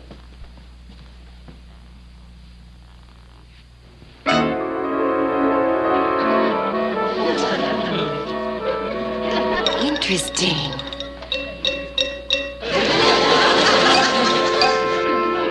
Fascinating. Be careful on the stairs, dear. Well, here it is. Oh, thank you. My, that's interesting, Natalie. Is that something new? Oh, yes. We just acquired it. It's lovely. It is. I mean, it is. Very unusual. Only one of its kind. I'll bet it was very expensive. No, the value is largely sentimental. Every time we look at it, we choke up. Oh, dear. Then I don't suppose you... You don't suppose we'd what, Mrs. Marlowe? No, I can't ask you. Mrs. Marlowe, I beg you, ask. I was wondering whether you would even consider donating it. To your auction? Martin. It's yours.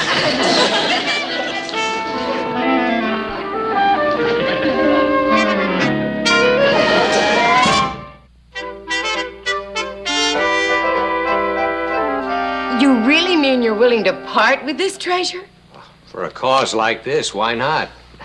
What grand spirit. Martin, would you help me find a tag for the rocker? Excuse us, please. Oh, take your time.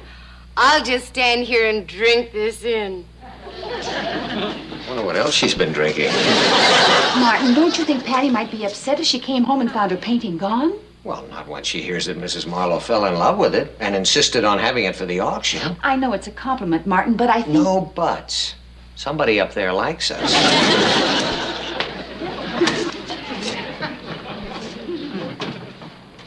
Well, here we are, all set. Oh, thank you. My car's outside. Oh, I'll take it out for you. And I'll bring the other donation. Aren't you a pair of darling people? Oh. Patty will be so delighted. Patty? Oh, yeah, Patty painted this. And when I tell her that you just had to have it for your auction... Yes, indeed. After you, dear lady. Bless you. All right, girls, follow me. Patty, take my advice and send us home. No, not until you get a look at where my painting is hung and I get a look at your faces while you're looking. Follow me, art lovers. As we enter the main room, you will notice an original Patty Lane titled... You were saying, Patty? Oh, don't feel bad. That's an artist's life. They wouldn't. Of course not. It's probably on loan to the Museum of Art. Oh, come on, Cynthia. Thank you for letting us see your beautiful mantle. Come, girls.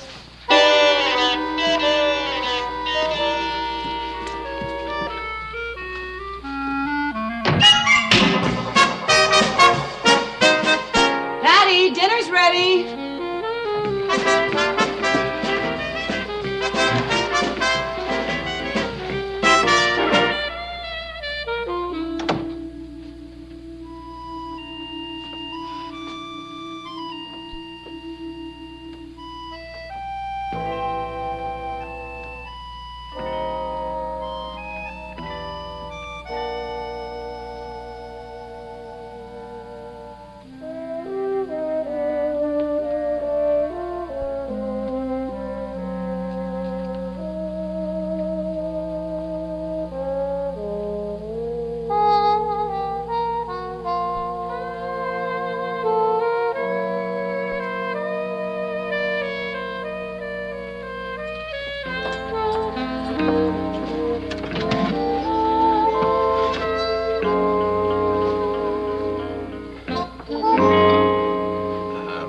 Patty, Yes, Papa? I suppose you've noticed your picture is gone. Picture? What picture? The painting you did. Oh, I'd forgotten all about it. Darling, wait until you're here. Mrs. Marlowe stopped by to pick up something for the church auction, and she fell in love with it. She did? She did? I mean, she did? Well, of course she did. Well, she was practically down on her hands and knees begging us to let her have it for the auction. My painting? Your painting. It's going to be auctioned at the bazaar. And sold to the highest bidder. Highest bidder. I'm dead. Why, Patty? There aren't gonna be any bids. It's just gonna sit there while people stare at it and make jokes, and I'll be so humiliated I want to die.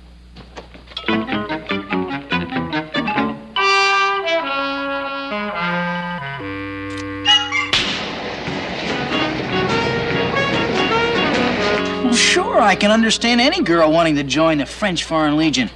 But why especially today? Because tomorrow's the church bazaar when I become the laughingstock of Brooklyn Heights. Patty, will you stop worrying about that picture of yours? Richard, if I go to that auction and nobody bids for it, I'll just die of embarrassment. Well, there's a simple solution, you know. What's that? Don't go to the auction. That's what I love about you. You're so reassuring. Oh, will you stop kicking up such a fuss? I can guarantee somebody will buy that picture. But I've never been to an auction before. Well, what's the difference? They just put things up for sale and you bid on them. Yeah, but how? Oh, lots of buyers have different signs. Some touch their nose, some wink, and some wiggle their ears. What should I do? Don't take any chances. Raise your hand and yell. How high should I go? Well, as of right now, if you go any higher than $4.95, we're both gonna land in jail. Martin, you're not serious. You want me to pass up a golf game just to buy Patty's painting? I can't do it myself, TJ. It's got to be somebody outside the family. And tomorrow was the day that I was going to break 120. Hey, it's for Patty's morale. You always said she's just like your own daughter. I wouldn't do it for my own daughter. But Patty is your own godchild. Okay, I'll do it. TJ, you're the greatest. Thank you. But you know, I just hate auctions. I get so carried away when the bidding gets hot.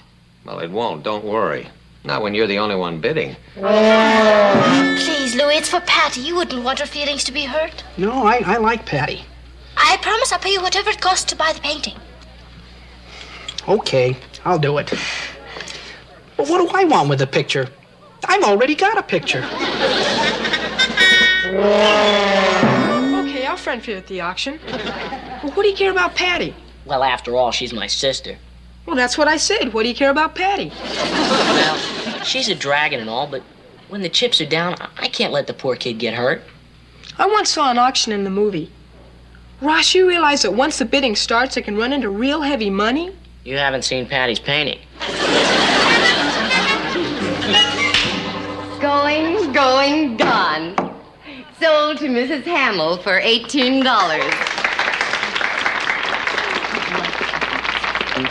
Thank you very much. I want to go home. Steady, honey. Now we have a very delightful example of modern art, painted by Miss Patty Lane and generously contributed for sale at this auction.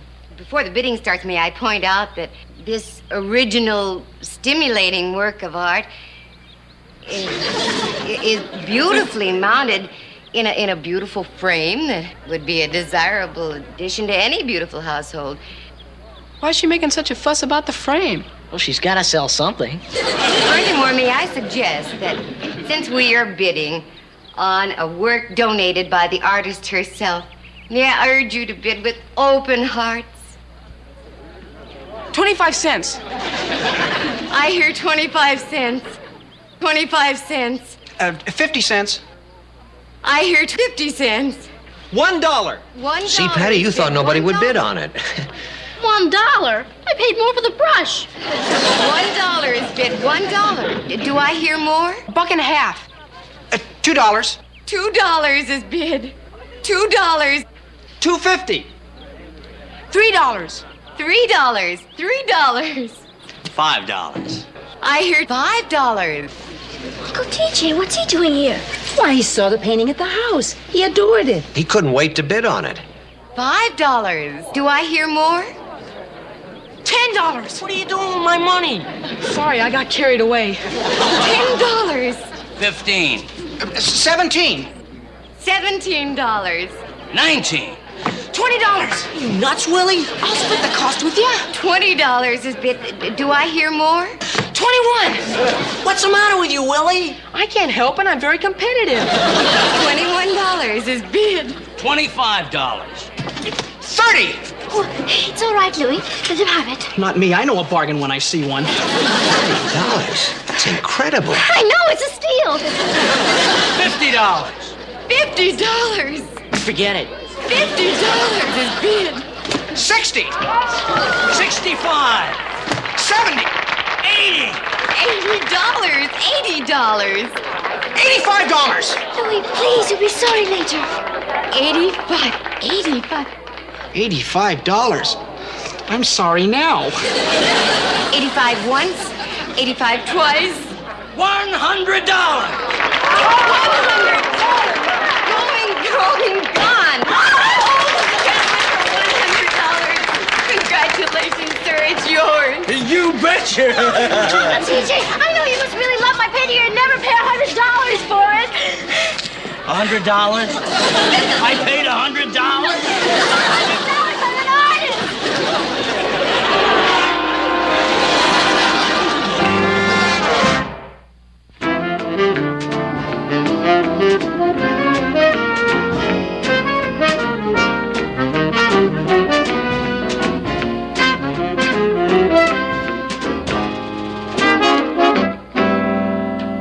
Oh, hi, hon. Hi, Papa. Patty? Uncle TJ asked me to come by and sign my painting. Isn't that sweet? Oh, he's a great guy. Yeah, I'll show you his office. I know where it is. I'll be right back. Excuse me. She's just walking on air. Oh, he's a prince, that TJ. I wonder what he plans to do with that painting. Well, I'm sure he'll think of something. Say, I'm just about finished here. Why don't you hang around for a while and I'll give you a ride home? Good. I can't wait to walk into our living room. Now. Well, here's my patron, and he's got a surprise for you. Surprise? Mm-hmm. Yes, Martin. A little surprise. Isn't he the greatest? Martin, you know the old saying, one good turn deserves another. And now it's your turn to have and to hold.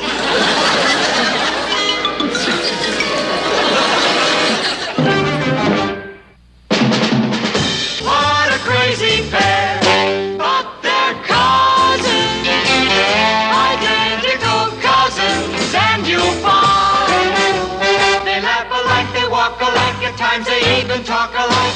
You can lose your mind when cousins are two of a kind. And then you can all try out, okay? Ready? And... V-I-C-T-T-O-T-O-T-O-T-O-R-Y. V-I-C-T-O-R-Y. V-I-C-T-O-R-Y. Victory! Victory! Victory! Yeah! You see? It's easy. Who wants to try it first? How about you? What's your name? Marcia Mason. What? Marcia Mason. You'll have to speak up, Marcia. I've never heard of a shy cheerleader. Come on, don't you want to be on the squad? My psychologist thought it might be good for me. He's absolutely right. There's nothing like cheerleading for building up character. And you also get to meet some of the cute football players. Come on. Okay. Just go right over there. I'll count it out for you. Start with the hands on your hips. There you go. Ready? And...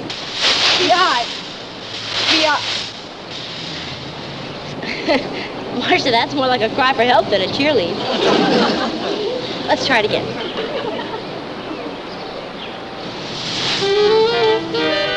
Marcia? Marcia, I was only kidding about that. Marcia!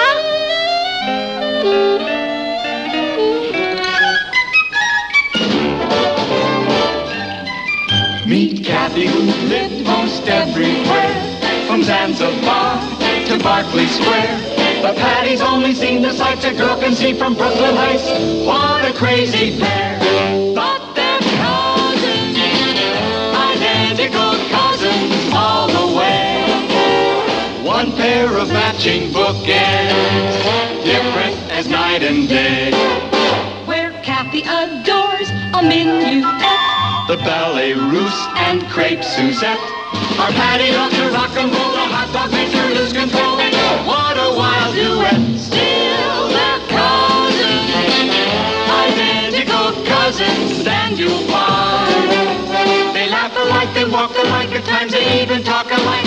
You can lose your mind when cousins are two of a kind.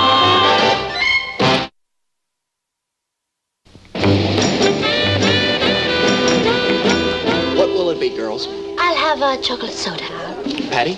Marcia, you order first, and think big, I'm treating. Oh, no, Patty. I insist. Come on, what's your pleasure? Oh, a small lemon fizz. That's not thinking big. How about a banana delight? That's so expensive. One banana delight, and I'll have a double fudge sundae with sugar-free sprinkles. I'm on a diet. As I was saying, Marcia, you can get on the squad. All you need is confidence. Which I don't have. Oh, you had enough to come to the tryouts. My psychologist made me. And besides, I figured any dope could be a cheerleader. Thanks a lot. Patty, I'm sorry. I didn't mean... Forget it. Marcia, you know what you should do? You should pick out one thing that you know you're good at and stick to it. There's no such thing, Patty. Why are you so convinced you're a loser? Why not? I always lose. Double fudge sundae and a chocolate soda. What about Marcia's order? Oh, I'm sorry, we're out of bananas. See what I mean? So order something else. No. I have to go anyway. Thanks a lot for the pep talk, Patty. Marcia. See you around.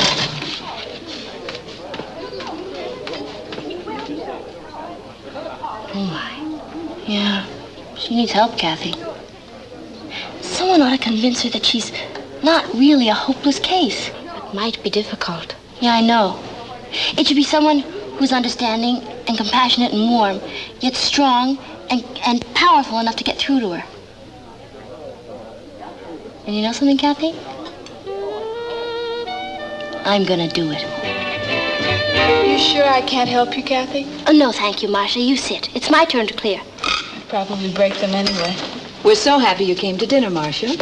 Yeah, we're always happy to meet Patty's friends. Oh, I'm not really a friend. Just a stray cat she picked up. Oh, come off it, Marcia. Of course you're my friend. And I'm sure you have lots of other friends. No. Do you have any brothers or sisters? No. I'm an only child. I guess after my parents had me, they decided to quit while they were behind.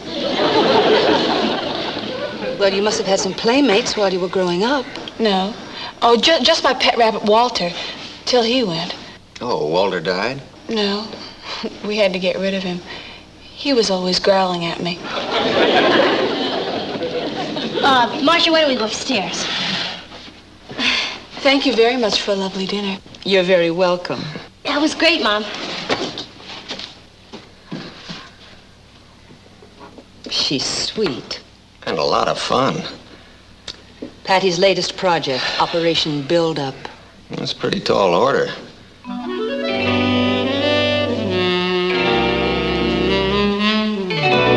Stand up straight. Marcia, you know something about that dress? It's you. Why? Oh, what's wrong with it, Patty? I meant it's just right.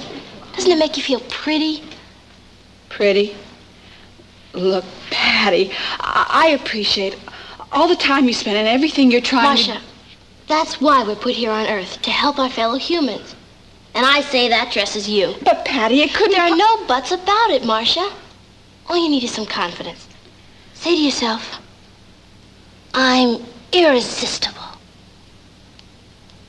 All right. Okay.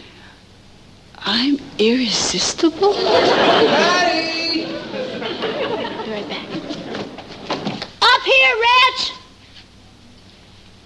Marcia, Marcia, do me a favor. Take off your glasses. What for? Oh, there's nothing wrong with glasses. It's just that when you're wearing them, it makes it harder for you to feel you're irresistible. But, Patty, if I take them off, I can't see who I'm being irresistible to. Oh, good thinking. Leave them on. Hi, Patty. Oh, excuse me. Richard, I'd like you to meet Marcia Mason. Marcia, this is Richard Harrison. Hi. Hello. Do you want to go bowling? Oh, I'm sorry, Rich. I'm helping Marcia pick out a new wardrobe. Try on the red one. All right. Well? Well, what? Marcia's going to try on her red dress. So? Go. Oh. I'll be right back. I want it to be a surprise. Who's that? Marcia's a very sweet, shy, insecure girl. I'm trying to help her. And lots of luck. Hey, wait a minute, Rich. You can help, too. When you see her in that dress, tell her you think she looks great. What do I know about dresses? That doesn't matter. Just rave a little. It'll boost her ego. Patty? Marcia, you look great. Just great. And believe me, not everybody can look great in a dress like that. It's a bathrobe. Because a bathrobe is even harder to look great in than a dress. What was it you wanted, Marcia? The red dress was too small. Oh, I'll try on the green one. All right. Thanks a lot, Rich. You're all heart.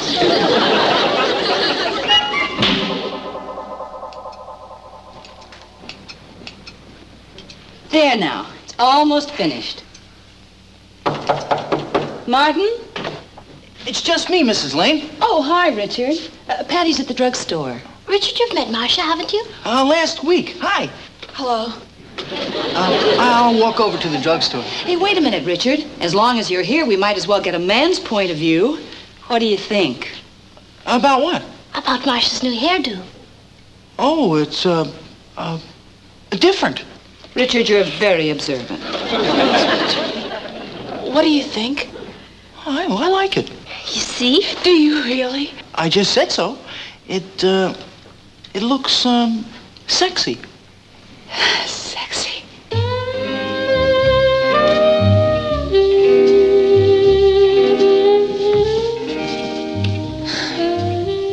Sexy. Well? She's a winner. Me? That's what the man said. You mean I look nice? Honest, Marcia, you look just like the kind of girl I'd be glad to take out if I was a guy. Yes, Richard, we know what you mean. You see, Marcia, now you can start to live a little. You mean go out with boys? Yeah, that's the name of the game. Patty, even if one did ask me, I wouldn't know how to behave. You see, I've never been out with one before. Oh, come on, Marcia. You must have spent some time with the opposite sex. No, only your pet rabbit Walter, and they didn't hit it off too well. I wouldn't know what to say to a boy. Oh, that's easy. You just talk about things boys like to talk about. Like, what do we talk mostly about, Patty? You. No, believe me, Marcia, it's easy. No, Patty, I think I'd just freeze up. No, you wouldn't. Now, look, I'll prove it to you. Richard, you go outside and come in again. What? Oh, what for? I want you to pretend you're Marcia's date. Oh, a dry run. Oh, good idea. Okay. Patty, I really can't Marcia, it's easy. Just relax, okay? No, Marcia! Cool it. Cool what? Don't open the door so fast. You'll make the boy feel too secure. Just be casual.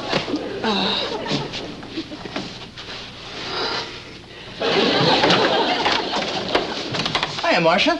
How do you do? No, Marcia, that's what a butler says. Relax. Shall we go inside? Oh, thanks. Richard, the girl goes first. Oh, sorry. You know, you need some polishing yourself.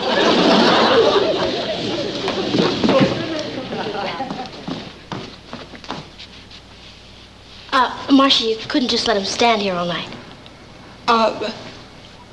Won't you sit down? Okay. Marcia, you can sit next to him. He won't contaminate you. Sorry, Patty. Oh, Marcia, next to him. There you go. Okay, now, snuggle up a little.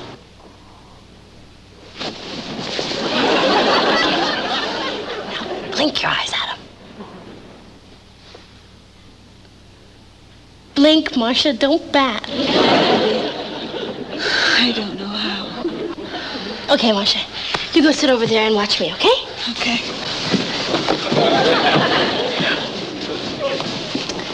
Hi there, silly boy. Hi, gorgeous.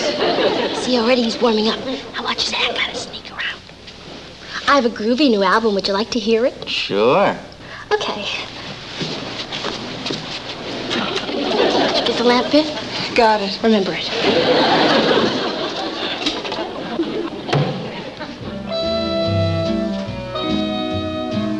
Shall we? I'd love to. But, Patty, I thought you said everybody was doing the Watusi now. That's for exercise, Marcia. This is war.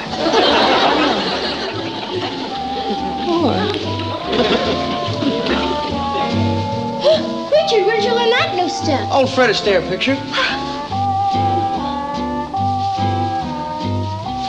I feel like Ginger Rogers. You are, baby.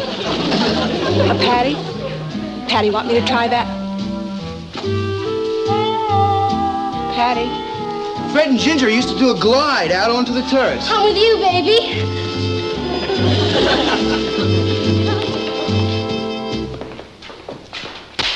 Ow! What was that for, Patty? Richard, how dare you try to kiss Marcia on her first date?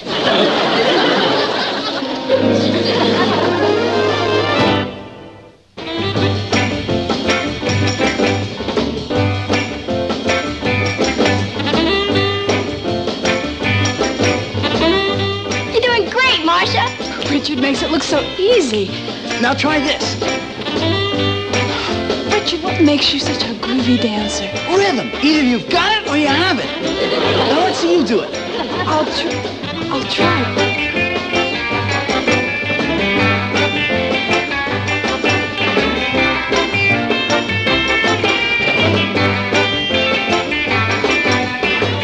I think she's got it.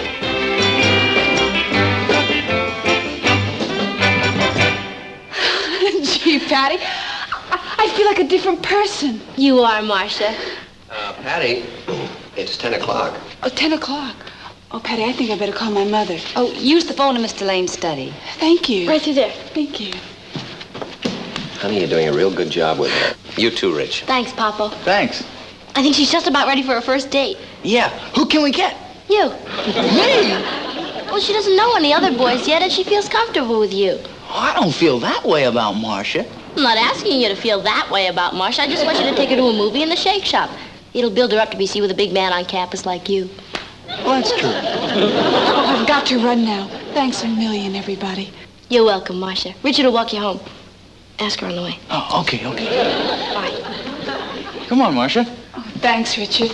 Oh, and thank you so much for teaching me how to do the Watusi. Well, that's what we were put here on Earth for.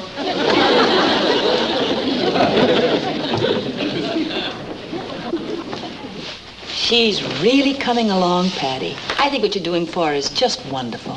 Thanks, Mom. You know, I feel like, who was that guy who took over the girl and changed her completely? Rex Harrison. Isn't that the only real joy in life, though? To help others? I mean, to know that thanks to you, some fellow creature will go down life's highway and find the road a little easier. Oh, that's very true, Patty. I think I'll go wash my hair.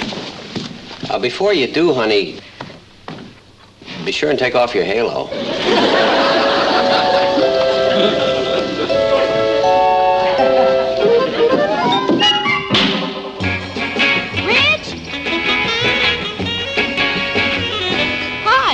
How'd the date with Marcia go? Well, you know Marcia. Oh, was it really terrible? Well, what do you expect? I feel so guilty about practically forcing you to ask her to go. Heck, that's okay. Richard, you're the greatest. Let's go bowling tonight. I can't. Somehow I got trapped into seeing Marcia again. How did that happen? Well, I figured if I took her out just once and dumped her, it might hurt her lack of confidence. You really are something else. Okay, take Marcia bowling then. I can't. Rich, you can teach her if she doesn't know how. Well, I thought maybe we'd go dancing someplace. Oh, okay, I guess you can use the practice. Where are you going to take her? The Shake Shop? No, Gaga Go-Go. Gaga Go-Go? You always said we couldn't afford that. That's what money's for, to help the needy. I suppose so. Okay, well, we'll go bowling tomorrow night. I'm afraid I'm tied up tomorrow night, too. You're not taking Marcia out again. She's taking me. Dinner at that new place, Lobsterama. She insisted, and I didn't want to let her down. Can I get something straight? I asked you to help me to help Marcia build up her self-confidence. So last night you took her to the movies, and tonight you're taking her dancing at Gaga Go Go, and tomorrow night she's taking you to the Lobsterama? Right. And don't thank me, because you know, Patty, I'd do anything in the world for you. See ya.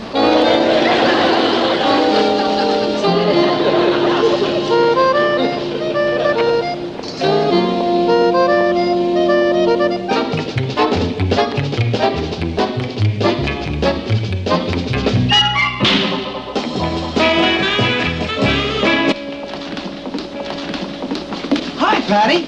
Oh, hi there. I remember you. You're, Richard Harrison, a boy I used to go out with. Oh, come on, Patty. I've been just doing... Your daily good deed for dear old Marcia. Let's see now. You saw her 3 nights in a row last week, and you took her to lunch in the cafeteria today. No, I didn't. Yes, you did. Kathy saw you there. I mean, I didn't take Marcia. We went Dutch. Kathy saw you pay for both trays. Oh, I loaned her some money until she gets her allowance. Oh, Richard. Patty, the only reason I've been seeing so much of Marcia is to help her. It's like an errand of mercy. I'll bet it is. Well, if I was a doctor, and every night I had to run out to see some sick person, would you get mad? Of course not, Richard, but And if I was a pilot and had to fly up to the Arctic to rescue somebody off the ice floe, or even if I was a secret agent and had to take out a beautiful foreign spy, for the sake of my country, would you be jealous?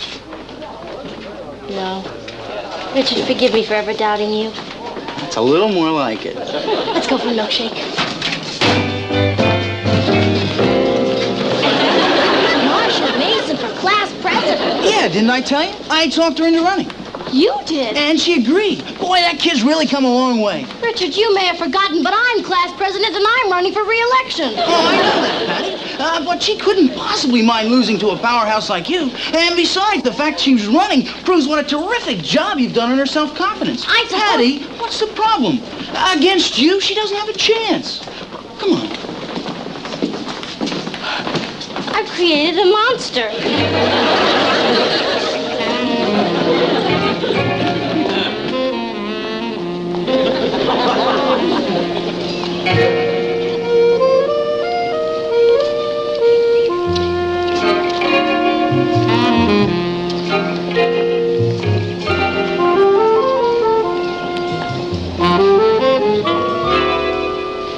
All right, kids, I want you to try this one. It's really simple now. It starts like this.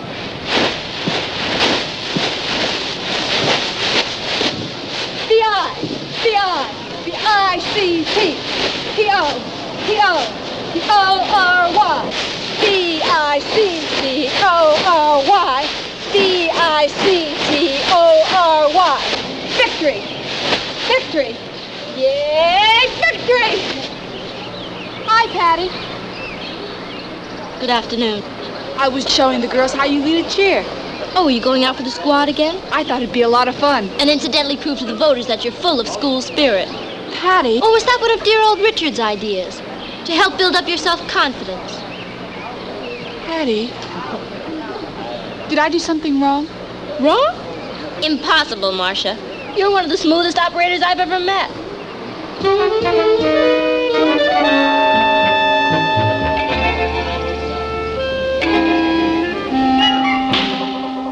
You should have seen her, Papa. She swept through the school like a new disease. It's all my fault. Well, Patty, you should be very pleased that Marcia's come out of her shell. Come out of her shell. She crawled out of the woodwork. You're just annoyed because she's running against you. But it does prove that she's secure. The third fleet should feel so secure. Patty, you did a very kind and generous thing, helping her to find herself. Yeah. Now I wish she'd get lost again. Yeah, but you can't expect that, honey. I mean, Marcia's a person. She isn't some puppet you invented. You can't decide she should grow just so tall and no taller. I know that, Papa, but... Honey, let me ask you something. Would it be such a disaster if Marcia wins this election? If she wins? Yeah, because it's possible. And if she does, in a way, it would be a tribute to you. Because it would show that she had impressed the voters with her confidence and her poise and her drive.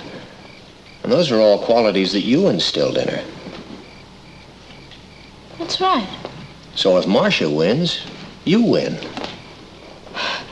Yeah. Oh, boy. What now? If I beat Marcia in that election, it means I failed.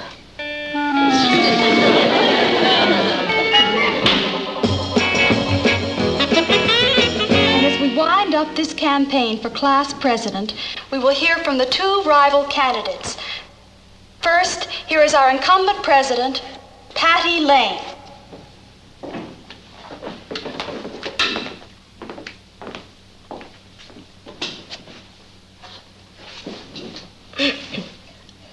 Fellow students, I am in this race because it is a privilege and an honor to lead our class.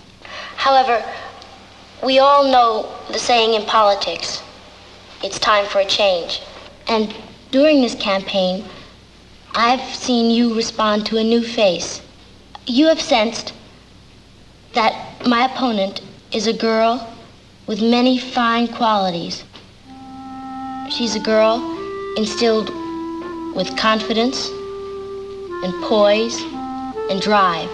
And therefore, although I've enjoyed holding this office, I say to you, let's pay tribute to these fine qualities, and in so doing, elect Marcia Mason as the new class president. Thank you.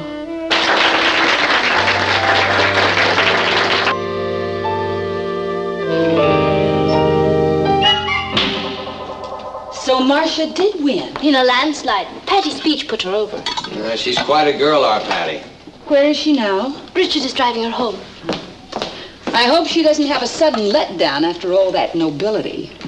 Hi, everybody. Congratulations, honey. Thanks, Papa. Kathy told us about the speech you made. Yeah. Well, after talking to you, Papa, I figured I had to finish the job on Marcia. And you sure did, Patty. Yep. I took her to the top. I taught her how to win. And next year, I'm going to teach her how to lose.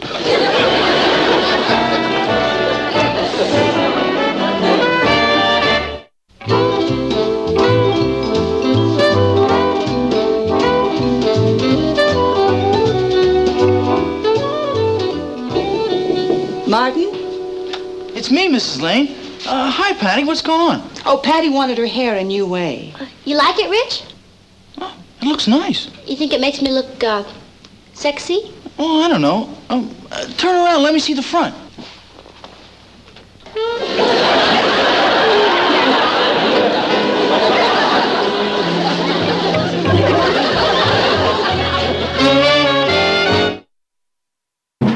Here's Kathy, who's lived most everywhere, from Zanzibar to Berkeley Square. The Patty's only seen the sights a girl can see from Brooklyn Heights. What a crazy pair!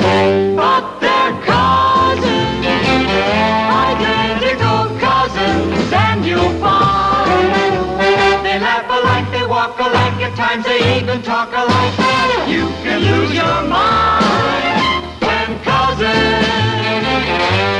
Just coming here on a visit. Of course that's what he told you, because he doesn't want you going over the whole neighborhood blabbing that a famous international spy is going to be staying with us. He doesn't want anyone to know? Of course not.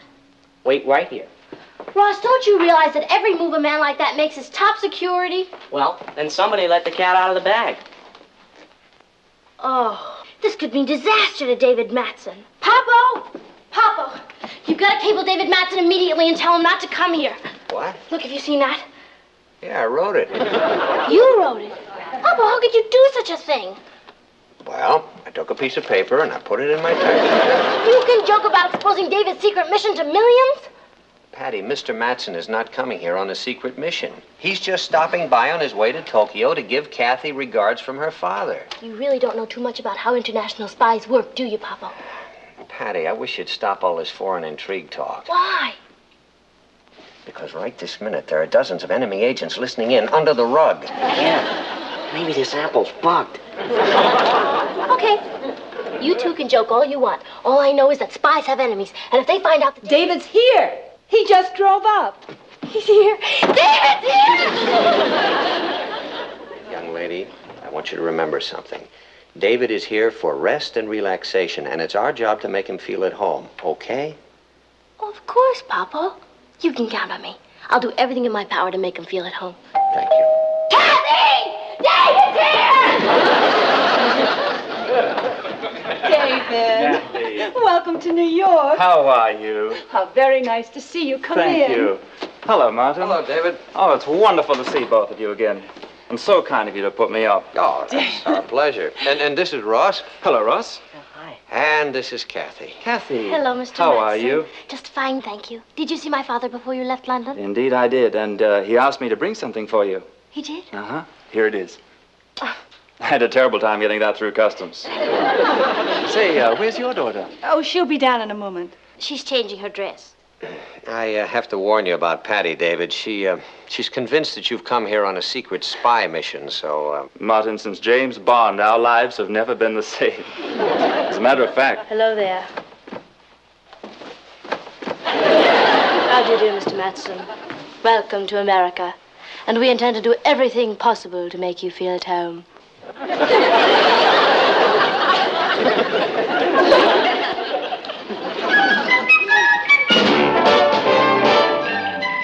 Meet Kathy, who lived most everywhere, from Zanzibar to Berkeley Square. But Patty's only seen the sights a girl can see from Brooklyn Heights. What a crazy pair! But they're cousins, identical cousins all the way. One pair of matching bookends, different as night and day. Where Kathy adores a minuet. The ballet russe and crepe Suzette. Our Patty loves to rock and roll. The hot dog makes her lose control.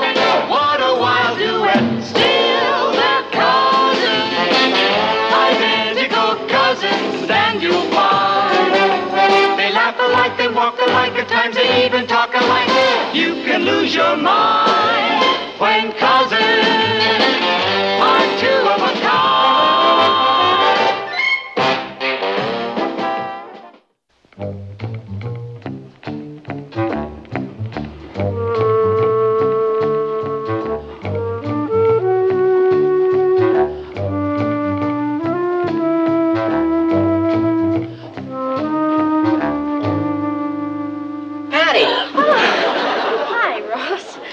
Are you going to go snooping around in David's room? Oh, no, but I'll bet nobody thought to give him fresh towels. You lose.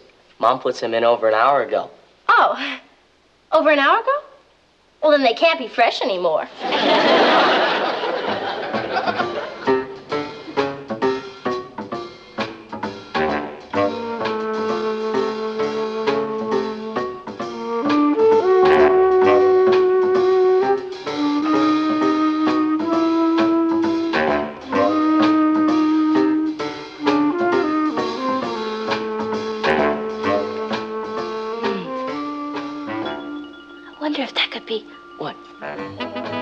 Nothing. Just like a regular briefcase to me. Oh, really?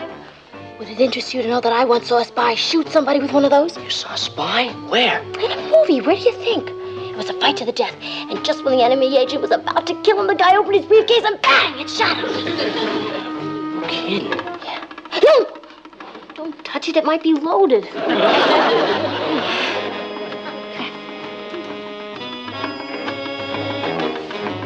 See those shoes? Guns in them, too? Don't be ridiculous. Knives, maybe, but no guns.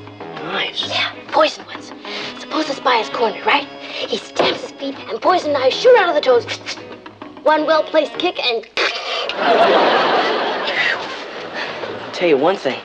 I'd never dance with a spy. See that? You mean it's not a can of shaving cream? Ross, if you'd stop going to so many monster movies and go to a spy movie once in a while, you might learn something. You know how this works? Sure. You squirt some on your hand, then you rub it on your face, you take a razor and shave yourself. Look, you're a spy. You're locked in a room by enemy agents. They've got the combination to the safe where the Earth-destroying formula is kept. You've got to get out of that room before they destroy mankind. You take the can, you tie it to a doorknob, you light a match under it, and in exactly 5 seconds, you know what happens? The doorknob gets a clean shave. I should take off tomorrow afternoon and really show you the town. Thank you, Martin, but the only place I plan to visit tomorrow is the office of a Dr. Harold Phelps. Doctor, aren't you feeling well? The girl I knew in London works for him, and One of the main reasons I stopped in New York was to see her. If that's considered sick, then I'm a desperately ill man. Oh, he's definitely running a fever. As a matter of fact, I think I'll go up to my room, call the lady, and aggravate my condition. Will you excuse me? Of course. Thank you.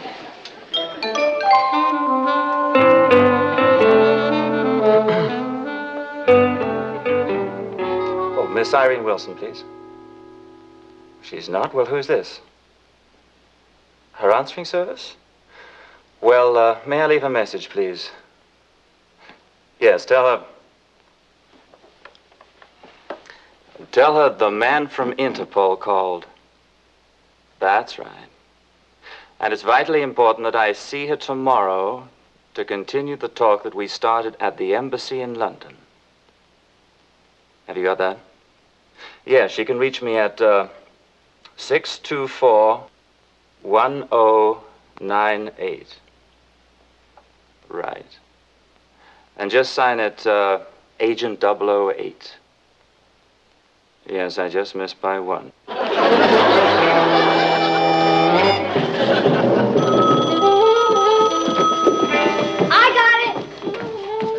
Hello? Hello, is David Madsen there, please? Oh, no, I'm sorry. He just went out. Is there any message? Yes. Will you tell him the lady in white called? The lady in white? Yes. And he's to come to Dr. Phelps' office in the Simmons Medical Building at noon tomorrow. Dr. Phelps, Simmons Medical Building, tomorrow noon. Is there any other name besides the lady in white? No, just the lady in white. Thank you. You're welcome.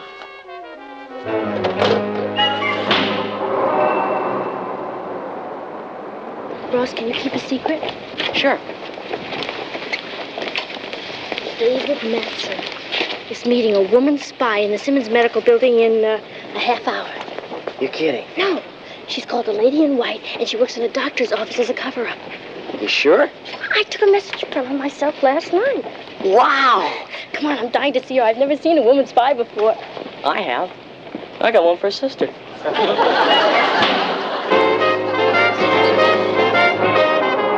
Oh, I'm just positive he means to propose.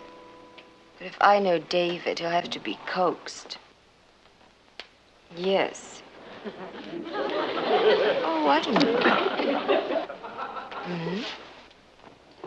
That's right. Well, I'm sure you will have no trouble. That's her. She doesn't look like a spy to me.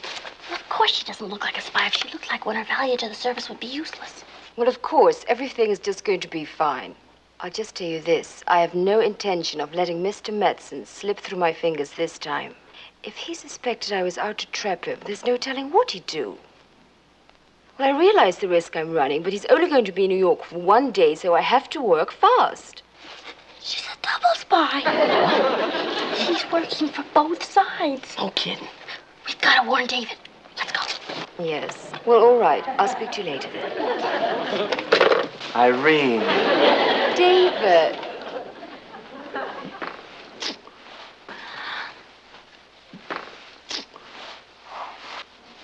Oh, you look great. More beautiful than ever. Thank you. Are we lunching? How does a quiet little Hungarian restaurant sound? Dangerously intimate. But I'm willing to take my chances. Oh. Patty, Ross, what are you two doing here? Hi, had to take Ross to the doctor. This doctor? Are you sure? Well, of course I'm sure. Why, Ross has been going to Dr. Phelps for... Ouch! Wrong, Dr. Phelps. Well, have a nice lunch.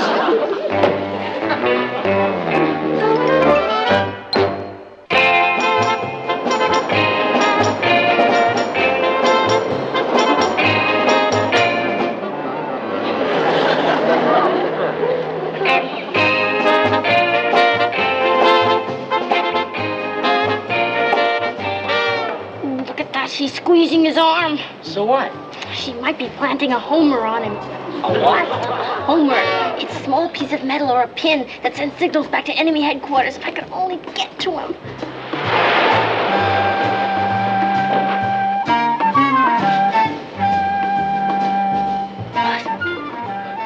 idea.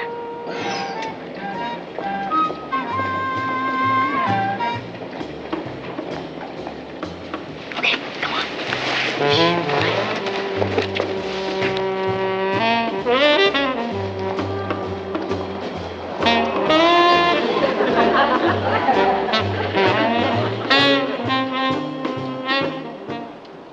What's the matter? It's probably my imagination, but I've got a funny feeling I'm being watched. It's not your imagination at all. You are being watched. By who? Me. Silly.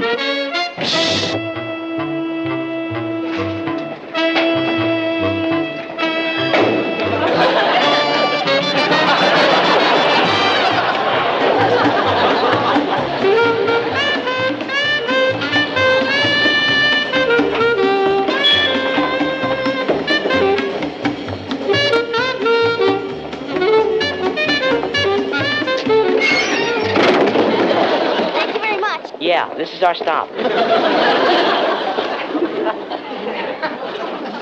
You and your big ideas. Ross, I don't pretend to be experienced at this, but at least we learned something. Yeah, never hide in the back of a truck. Lots of spies go through worse things than that. What's this? Ross, do me a favor and button up. You're one of the gabbiest spies I've ever met. Let's go. There's the restaurant. Let's go. You see them? Yeah, come on, let's get in there fast. No, Ross. That woman's too dangerous. I'll have to take it alone from here. Aw, gee, I'm sis. sorry, Ross, but it's better this way. If I'm not home by dawn, alert the authorities.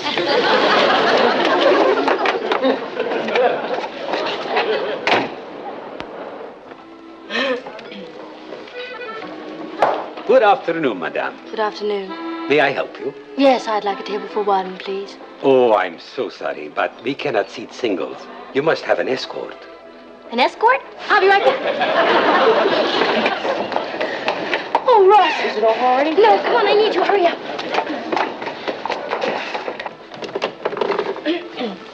This is my escort.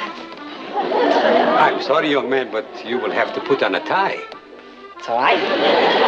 Sir, we don't have a time, and we don't have time to get one. This is emergency. Every minute counts. So please, please. All right. Calm down. Thank you. We keep ties for customers. Thank you, sir. You've just done a great service to your country. One moment, please. Allow me.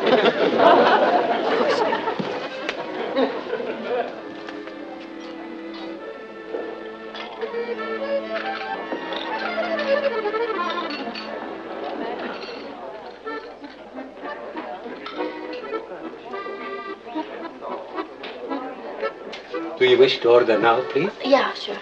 I can't read this thing. It's all in French. It's Hungarian. Would you like me to translate? No, never mind. Just bring us 2 peanut butter and jelly sandwiches.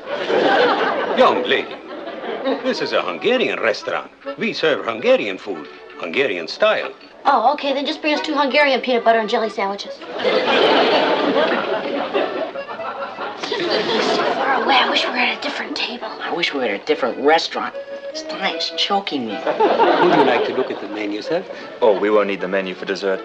2 chocolate mousse, please. Very good, sir. Oh, that's what we always had in London. You remember it. How could I forget? I gained 10 pounds. Ishwan. 2 chocolate mousse for table number 1. Got to get to David before it's too late. Well, you better work fast. Here comes their dessert.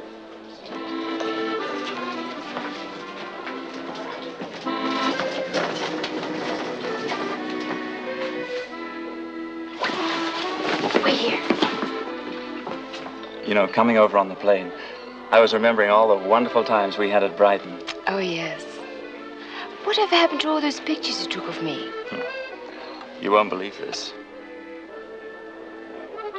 Why didn't you have them developed? I'll tell you why. I forgot. Oh, David, is that all you think of me? Not at all, Irene. In fact, I feel...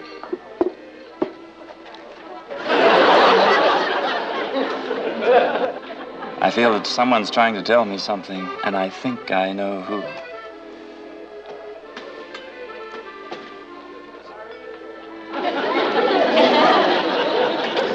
Irene, let's skip dessert. I'm beginning to feel closed in. All right. Check, please. Yes, sir. Thank you. Thank you, sir.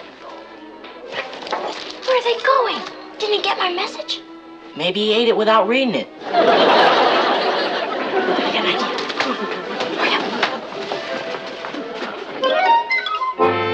I'll get your coat. Okay, I'll be right back.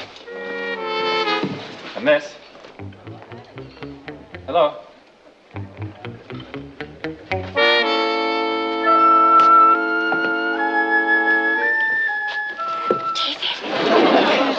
Why are you following me? David, you're in terrible danger. That woman is an enemy counter spy. Irene? Uh-huh. We heard her talking in the doctor's office. She said she's out to trap you. Yeah, and she's not gonna let you slip through her fingers this time. Well, that's information I can use. Good. What do you want us to do now? Go home and leave me alone with it. No, David, I know you're trying to protect us from danger, but we're in this together. Right, Ross? Right. Now, wait. No, till the end of time, David. Right, Ross? Right. I'm afraid, honest. Now, Patty, for the last time, will you please go home and let me handle this by myself? Wild horses couldn't drag us from your side. You will. I guess I'll have to include you in my, plans. Now, listen carefully. This is what she's after, and it's got to be delivered for developing without delay. Right, where? Do you know the camera shop south of where you live? The Sherwood, 6th and River Street. Precisely. Right, is that the drop-off? Right. Okay, we'll get it there and we'll be back in no time. Oh, no. Did you forget we've got to throw the enemy off the track? Look.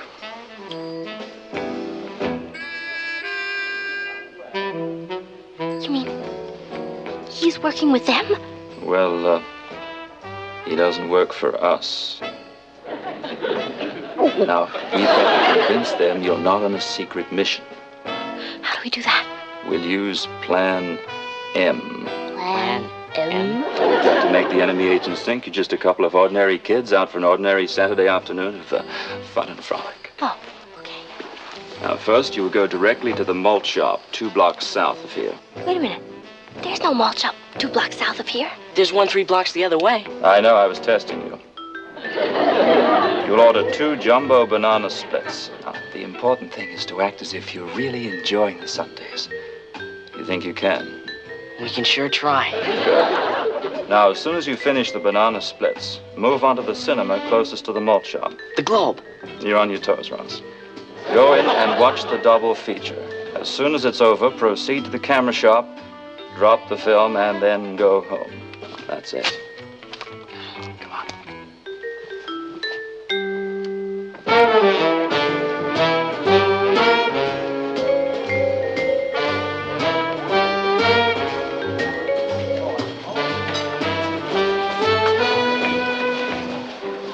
Finish your lunch just as if nothing's happened, then full steam ahead with Plan M.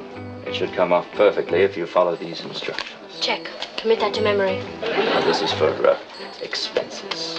Good luck. Thank you, David. I know you'll get through. You got that down yet? Uh-huh. I'm sorry, but there is no peanut butter.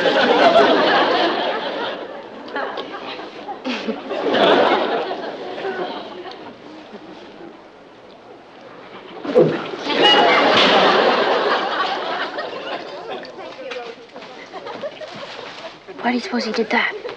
Why not? He's a waiter. Yeah, but we still had water in our glasses. Maybe he was trying to eavesdrop. You mean he's one of them? I don't know, but let's not take any chances. Let's go.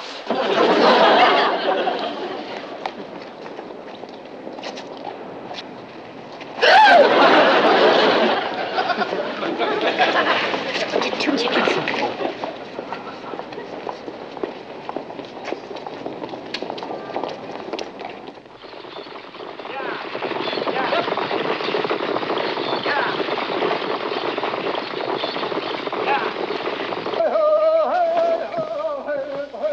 Now what? After we see the double feature, we head for the camera shop and we drop off the...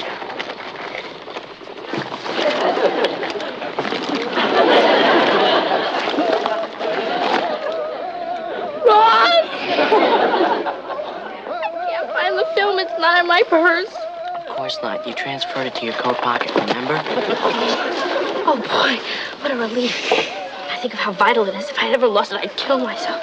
Maybe you better let me take care of it. No, I'll... You dropped it. Where is it? Must have rolled under another seat. We've got to find it. That's lost for death. I know.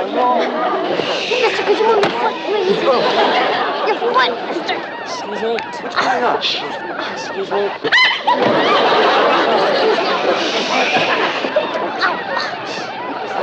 No, oh, I'm sorry. Big driver. No, I can't see a thing. Hey, what's going on here? What's all this commotion? Are you the manager? You've got to turn on the lights. We can't tell you, but it's a matter of life and death. Oh, please turn on the lights, mister, please. Calm down. As soon as the picture's over, we'll put the lights on. No, we can't wait. Then come back tomorrow. It'll be turned into the lost and found. No, if it's found, we're lost. Oh, please, please, please, mister, please. Now, you be quiet. Will you turn on the lights? You just don't pipe down. I'm going to call the police. Good, we can use them here.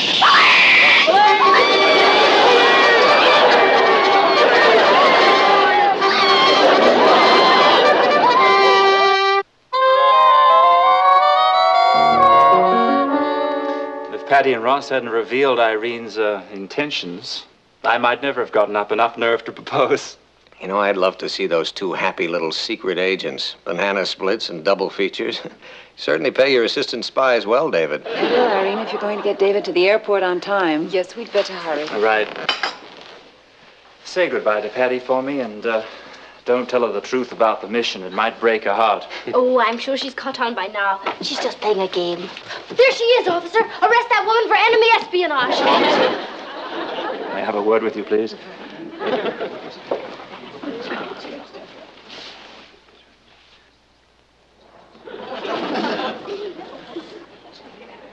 No, David, we need help. Don't go, officer. Patty, I've got the situation well in hand. Miss Wilson is accompanying me to the airport as my prisoner. Thanks in no small part to you and Ross. Oh. Will she get a long sentence? A life term, if I have anything to say about it. Well, I'm terribly sorry it had to end this way, Miss Wilson. But I really don't think you were cut out to be a spy. You don't think so? No, but don't feel bad. You see, when it comes to spying, some of us have it, and some of us don't. Stiff upper lip.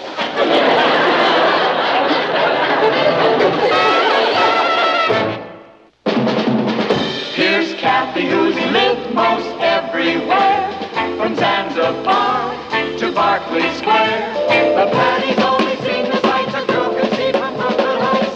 What a crazy pair!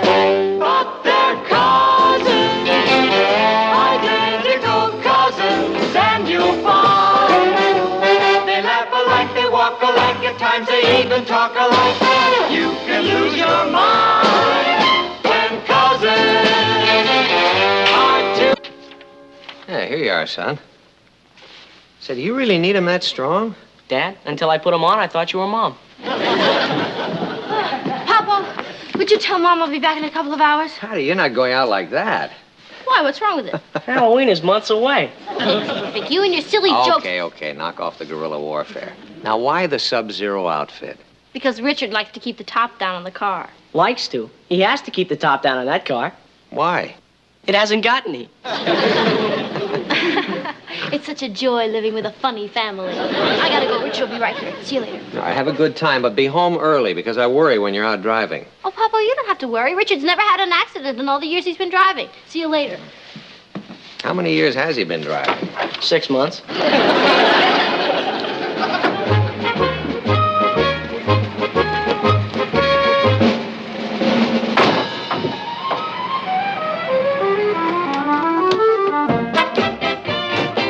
What do you think you're doing? Hey, did you see that car ram me? Yeah, I sure did. Good, then you're a witness. Okay. My name is Patty Lane, and I live right here. Thank you, son. That guy had no right to... son. Oh, excuse me. In that outfit, you look like a boy. Well, I'm not a boy, and you can ask anybody. You can. Sorry about bumping into your car. Richard, what were you doing in that car? It's my father's car. Mine broke down. I'm sure we can work something out. I'm sure we can, young fella, because I got a witness here who saw the whole thing, and she says you were absolutely at fault. Yeah, this girl right here. Don't look at me. I look like a boy in this outfit. What was your name again? Matilda. Matilda Fenstermeyer. I thought you said your name was Patty Lane and you live here. Oh, no, you're confused. Patty Lane is where I live. Now stop fooling around. You saw this accident. You're a witness whether you like it or not. Or do you want me to call a cop? Oh. Well, now, is that Patty or Patsy? A little of both.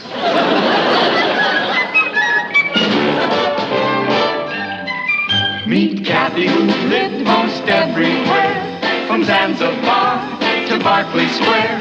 But Patty's only seen the sights a girl can see from Brooklyn Heights. What a crazy pair! But they're cousins, identical cousins all the way.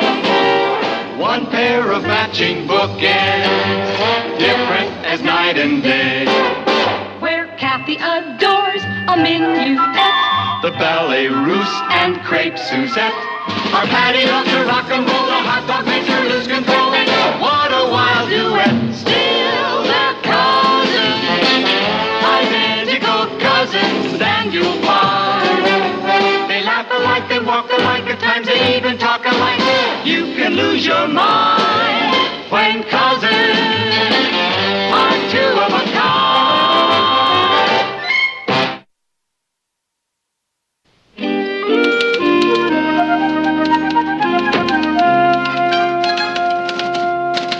Papa? Mm-hmm. Can I talk to you a minute?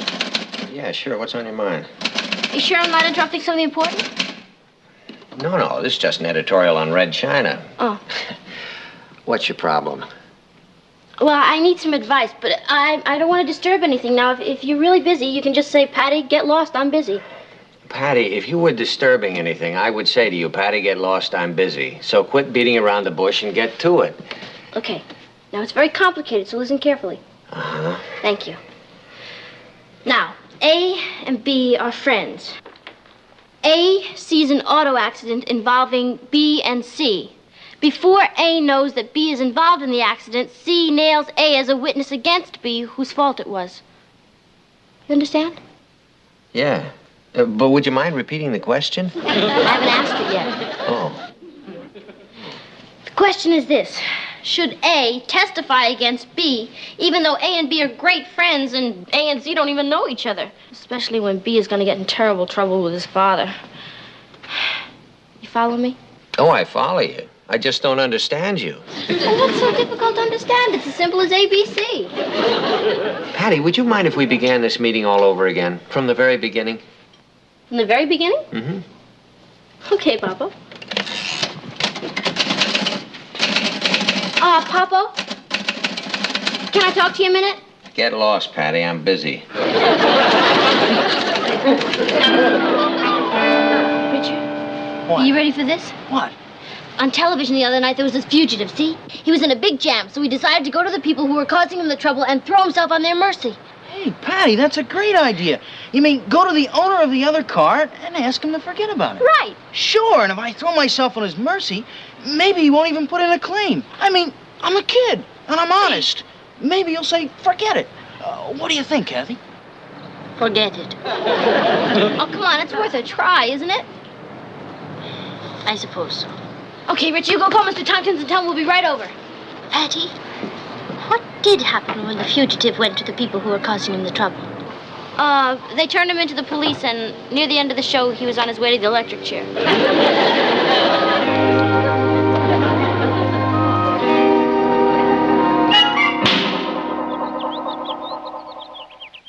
You see, Mrs. Tompkins, all I'm trying to say is that if you'll forget about everything, Richard will be happy to pay... My dear young lady, why don't you let Mr. Harrison tell me about the horrible accident himself? Horrible accident? It wasn't anything of the kind. But just the same, why don't you let Mr. Harrison tell me about it himself? Okay. You don't have to be so formal. You don't have to call him Mr. Harrison. He's just a kid. Speak up, kid. That's right, ma'am. It was just a simple little bump. Neither of us were going more than 5 miles an hour. If that. Those cars never got any closer than 2 kids doing the Watusi. Naturally, you want to protect the man you love. Look, all we want to do is pay you whatever it comes to for the small damage done to your car. That's right, ma'am. I'm going to give up something I can do without and give you $1 a week out of my allowance. Oh, but you two children misunderstand me. We don't want a cent for the car. You don't? Oh, absolutely not. Burden you and this nice young man, well, we wouldn't even think of it. Oh, Mrs. Tompkins, that's fantastic. I don't know how to thank you, Mrs. Tompkins. Who cares about damages to a car? Isn't that great, honey? Yeah, it sure is, Mrs. Tompkins. It's the doctor bills that are really important. The doctor bills? Doctor bills for a car? The doctor bills for my husband, the victim of, shall we say, teenage recklessness?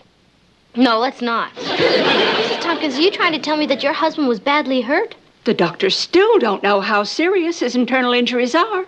Oh, boy. Oh. What was that? It's Mr. Tompkins on his bed of pain. Could we see him? If you promise to be very quiet. Oh, yeah.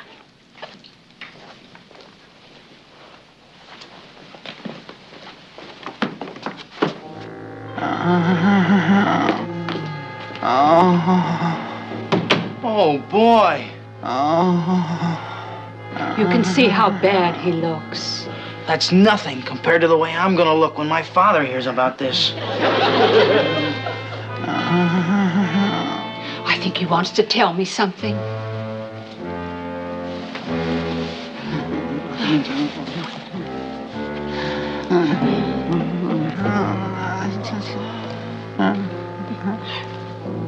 Is there one M or 2 in testament? You mean as in Old and New Testament? I mean as in last will and testament.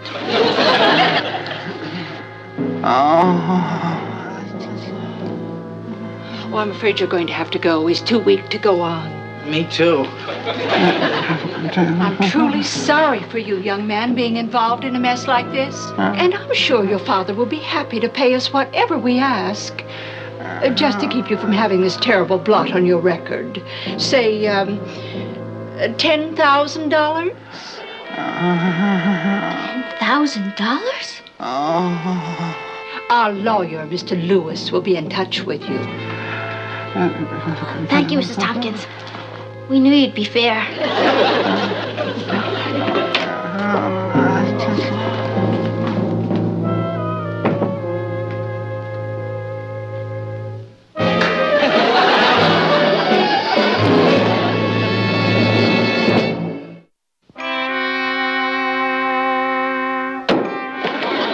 The thing that bugs me is this was the first accident I've had in all the years I've been... all the months I've been driving. He really doesn't have any reason to be so agitated. Then tell him, Papa. I mean, the other man is just going to make a claim, and his father will hand the claim over to the insurance company, and they'll pay the claim, no matter how big it is. Yeah, and then they'll cancel his insurance. Ross, they wouldn't. Would they? Of course they wouldn't. Oh, they might raise his premium a little. Uh-oh. Mr. Lane, do I have to tell my father? Unless he likes surprises. It's murder. Richard, why don't you relax about it? It isn't that bad. You know, I remember during the war, something like this happened to me with an Army Jeep. Only I didn't have to contend with my father. I had to break the news to a supply sergeant, and that was murder. Well, a supply sergeant could ruin you for life. Actually, he's lucky he's only got to deal with his father. Doesn't that make you feel better? No, worse. Do you know what my father was in the Army? A supply sergeant. So long. See you when you get back. From where? You mean you're gonna stay in town and take the rap? Oh, boy. Poor Richard. Ross, I'd like to talk to Mom and Papa. So talk. Ross. I've got just as much right here as you do. Ross. I'm going. But I'd like to know how I'm gonna learn about life if you keep sending me out of the room. Ross. What is it, dear? How can I testify against Richard? Oh, honey, stop being so worried about it, will you? Generally, these things are settled out of court. Yeah, but what if it isn't? Can they force me to testify against my own boyfriend? Darling, why don't you do something to take your mind off the whole thing? Go for a walk or something. Can they? Honey, you haven't even had a phone call from the man's lawyer. Why don't you relax? I'll get it. Hello?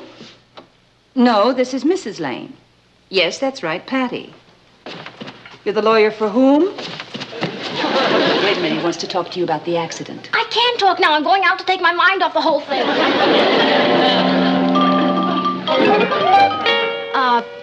Any calls for me while I was out? Yes. A lawyer named Mr. Lewis called you. That's a surprise. He called about an hour ago, too. He said he wanted to come over and get a deposition from you. I know. I can't do this to Richard.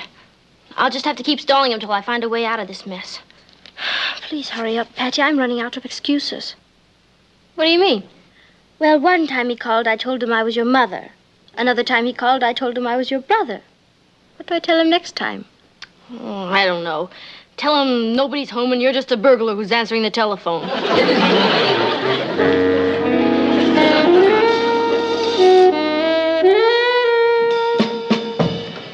Patty, where are you going?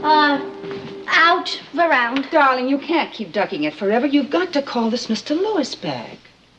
Mr. Lewis? Don't play games with me. The man is beside himself trying to reach you. You know, he accused me of using an English accent on one of the calls. He must be out of his tree. Oh, not only that. He told me he called yesterday and a burglar answered the phone. I'll see you later, Mom.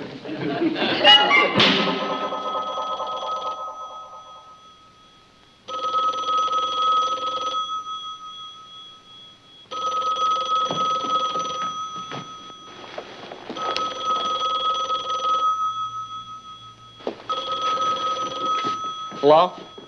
Who? Patty Lane? Who's calling? The Watusi Dance Studio. You have 2 free dance lessons for her if she can just answer a simple question? I'll take it upstairs. Just a minute. Yes, you wanted to talk to me? Miss Lane? This is Mr. Lewis. I'm sorry I had to resort to such an obvious subterfuge, but you gave me no choice. Hello? Who is calling, please? What happened to Miss Lane? Hello! Miss Rain? You want to speak to Miss Rain? Who is this? Never mind who is calling. Who is this? This, Leon, Japanese houseboy. Who is this? This is Mr. Lewis. Lewis! Oh, I'm terribly sorry, Mr. Lewis. You from out of rock. Miss Rain is unavailable. Are you sure? I'm positive I had her on the phone. Mr. Lewis, please, control yourself. No need to make a big McGilver. This is not Pearl Harbor, you know. Now, you listen to me, Rayon, and you listen good. You tell Miss Patty Lane that she had better return my call immediately. Do you understand what I'm saying? Yes, sir. Unconditional surrender.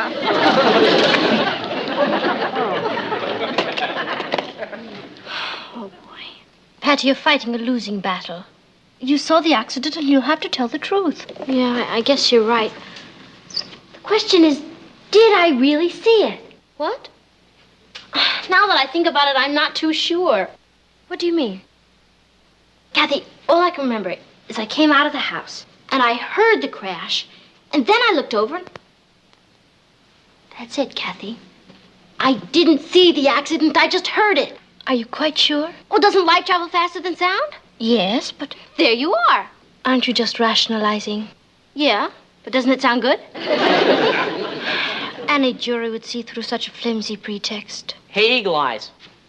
Can't you see I'm busy? Will you take a look at this coin and see if you can't make it out? Is it a 1915 D or S? Where's your magnifying glass? Why don't you use that? I can't find it. You're always bothering me. It's a 1915 D, as in dumbbell. Thanks, sis. Never mind, sometimes he's... That's it, Kathy. That's it. That's what, Patty? That's how I can get out of testifying against Richard. You see, Patty, I'd really rather you didn't let me in on it. You see, you may need me later on as a character witness.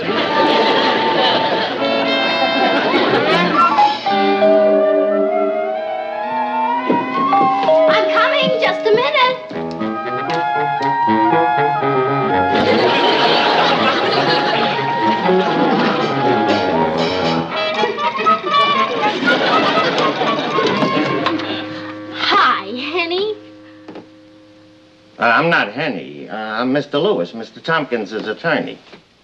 Oh, yes, of course. For a minute, you look just like my Aunt Henrietta. Won't you? I should have known it was you because you told me you were coming over. Oh, may I take your hat? Yeah. Thank you.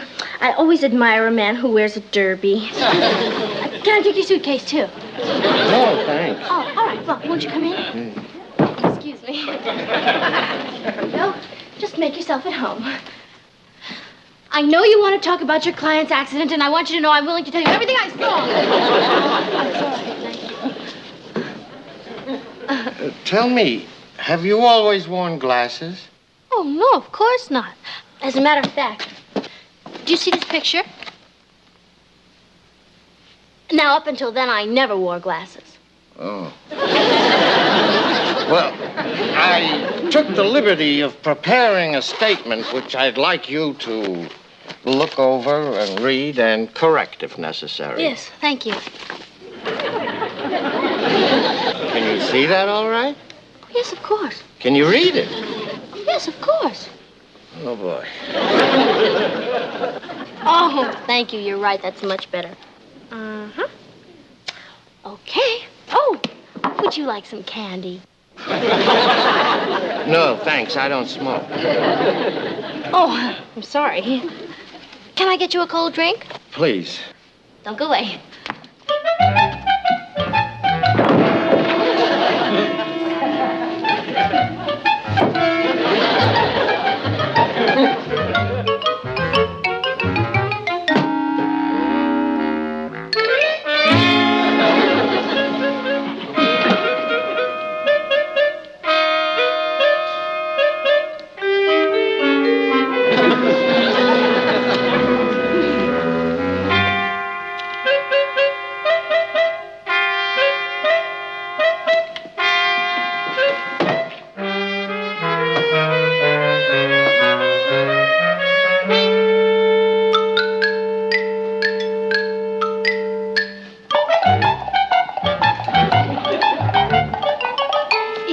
Okay. Oh, sure, just good. Never mind, I'm not thirsty anymore. Oh, Miss Lane. Yes? While you were in the other room, I took the liberty of turning on your TV. Oh, good. Good. You like that show? Oh, yes, I love it. But I'm afraid you don't have it tuned in right. Oh? Now, I'll adjust it for you. Oh, thanks. You see, it's a color set, and you have to learn how to work it. But once you get used to it...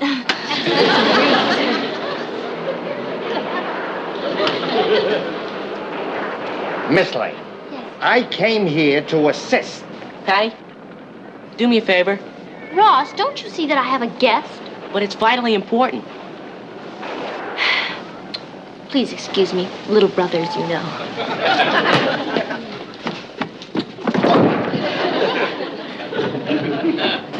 Ross, what is it you want? I just traded for this 1926 penny. Is that a D or an S? That's vitally important. It's a 1926 S. Now, will you please leave me alone? I'm very busy.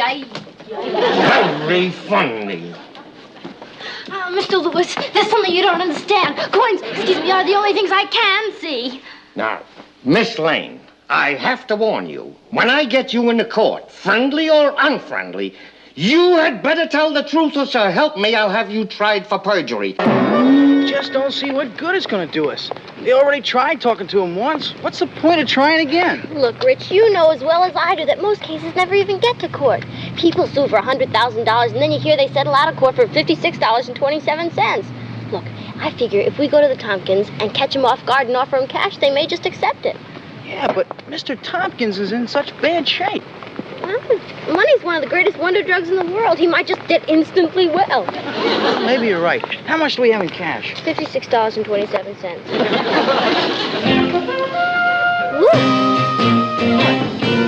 Who is it? It's Mr. Tompkins.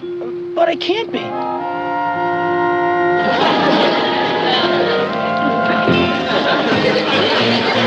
Hurry up!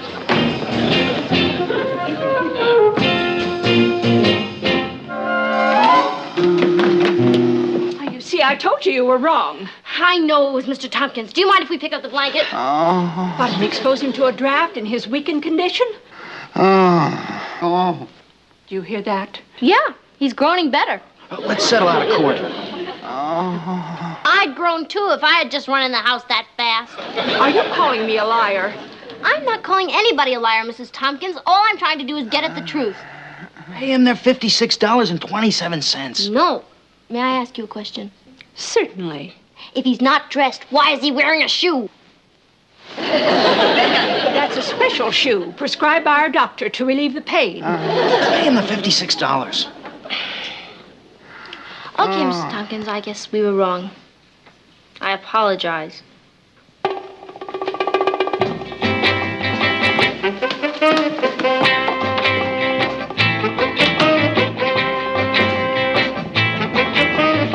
You'll be hearing from us, young man. I sure hope not. I beg your pardon. It was nice seeing you again, Mrs. Tompkins. Goodbye! Oh, here, Patty, don't shake my it off. leg, my back. It's probably nothing. No, Richard, don't touch me until we find out if anything's broken. But I just don't understand how this could have happened. Oh, Richard, before I faint, get the names of all the witnesses. Faint? Witness? Oh, well, you just barely stumbled on our step. Richard, you heard her. You're my witness. Mrs. Tompkins just admitted I fell on her step. Now she's my witness against Mr. Tompkins. What? I know just how you feel, Mrs. Tompkins, testifying against your own husband. Now, just a minute. Aren't you going a little too fast? Woman to woman. Mrs. Tompkins, I know how you want to protect your husband from paying for the terrible pulverizing damage. I'll never dance again. Don't be ridiculous. We aren't going to pay you a cent. Pay me, Mrs. Tompkins? No, I'm afraid you misunderstand. I don't want anything from you. Well, that's different. But my folks are going to be awfully angry at you for ruining a potential ballet dancer. Unless what? Let's look at it this way, Mrs. Tompkins. You will win your case against Richard for $10,000, and my folks will win their case against you for $10,000, and then we'll be even. So why should you be the middleman? Why don't we just call it quits now? Yeah. All right, Miss Lane. You made your point.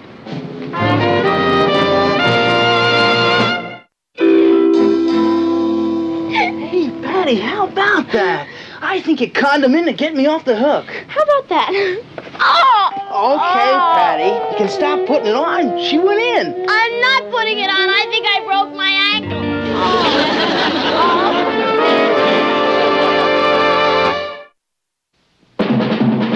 Here's Kathy, who's lived most everywhere, from Zanzibar to Berkeley Square. The Patty's only seen the sights a girl can see from Brooklyn Heights. What a crazy pair! But they're cousins, identical cousins, and you'll find they laugh alike, they walk alike, at times they even talk alike. You can lose your mind.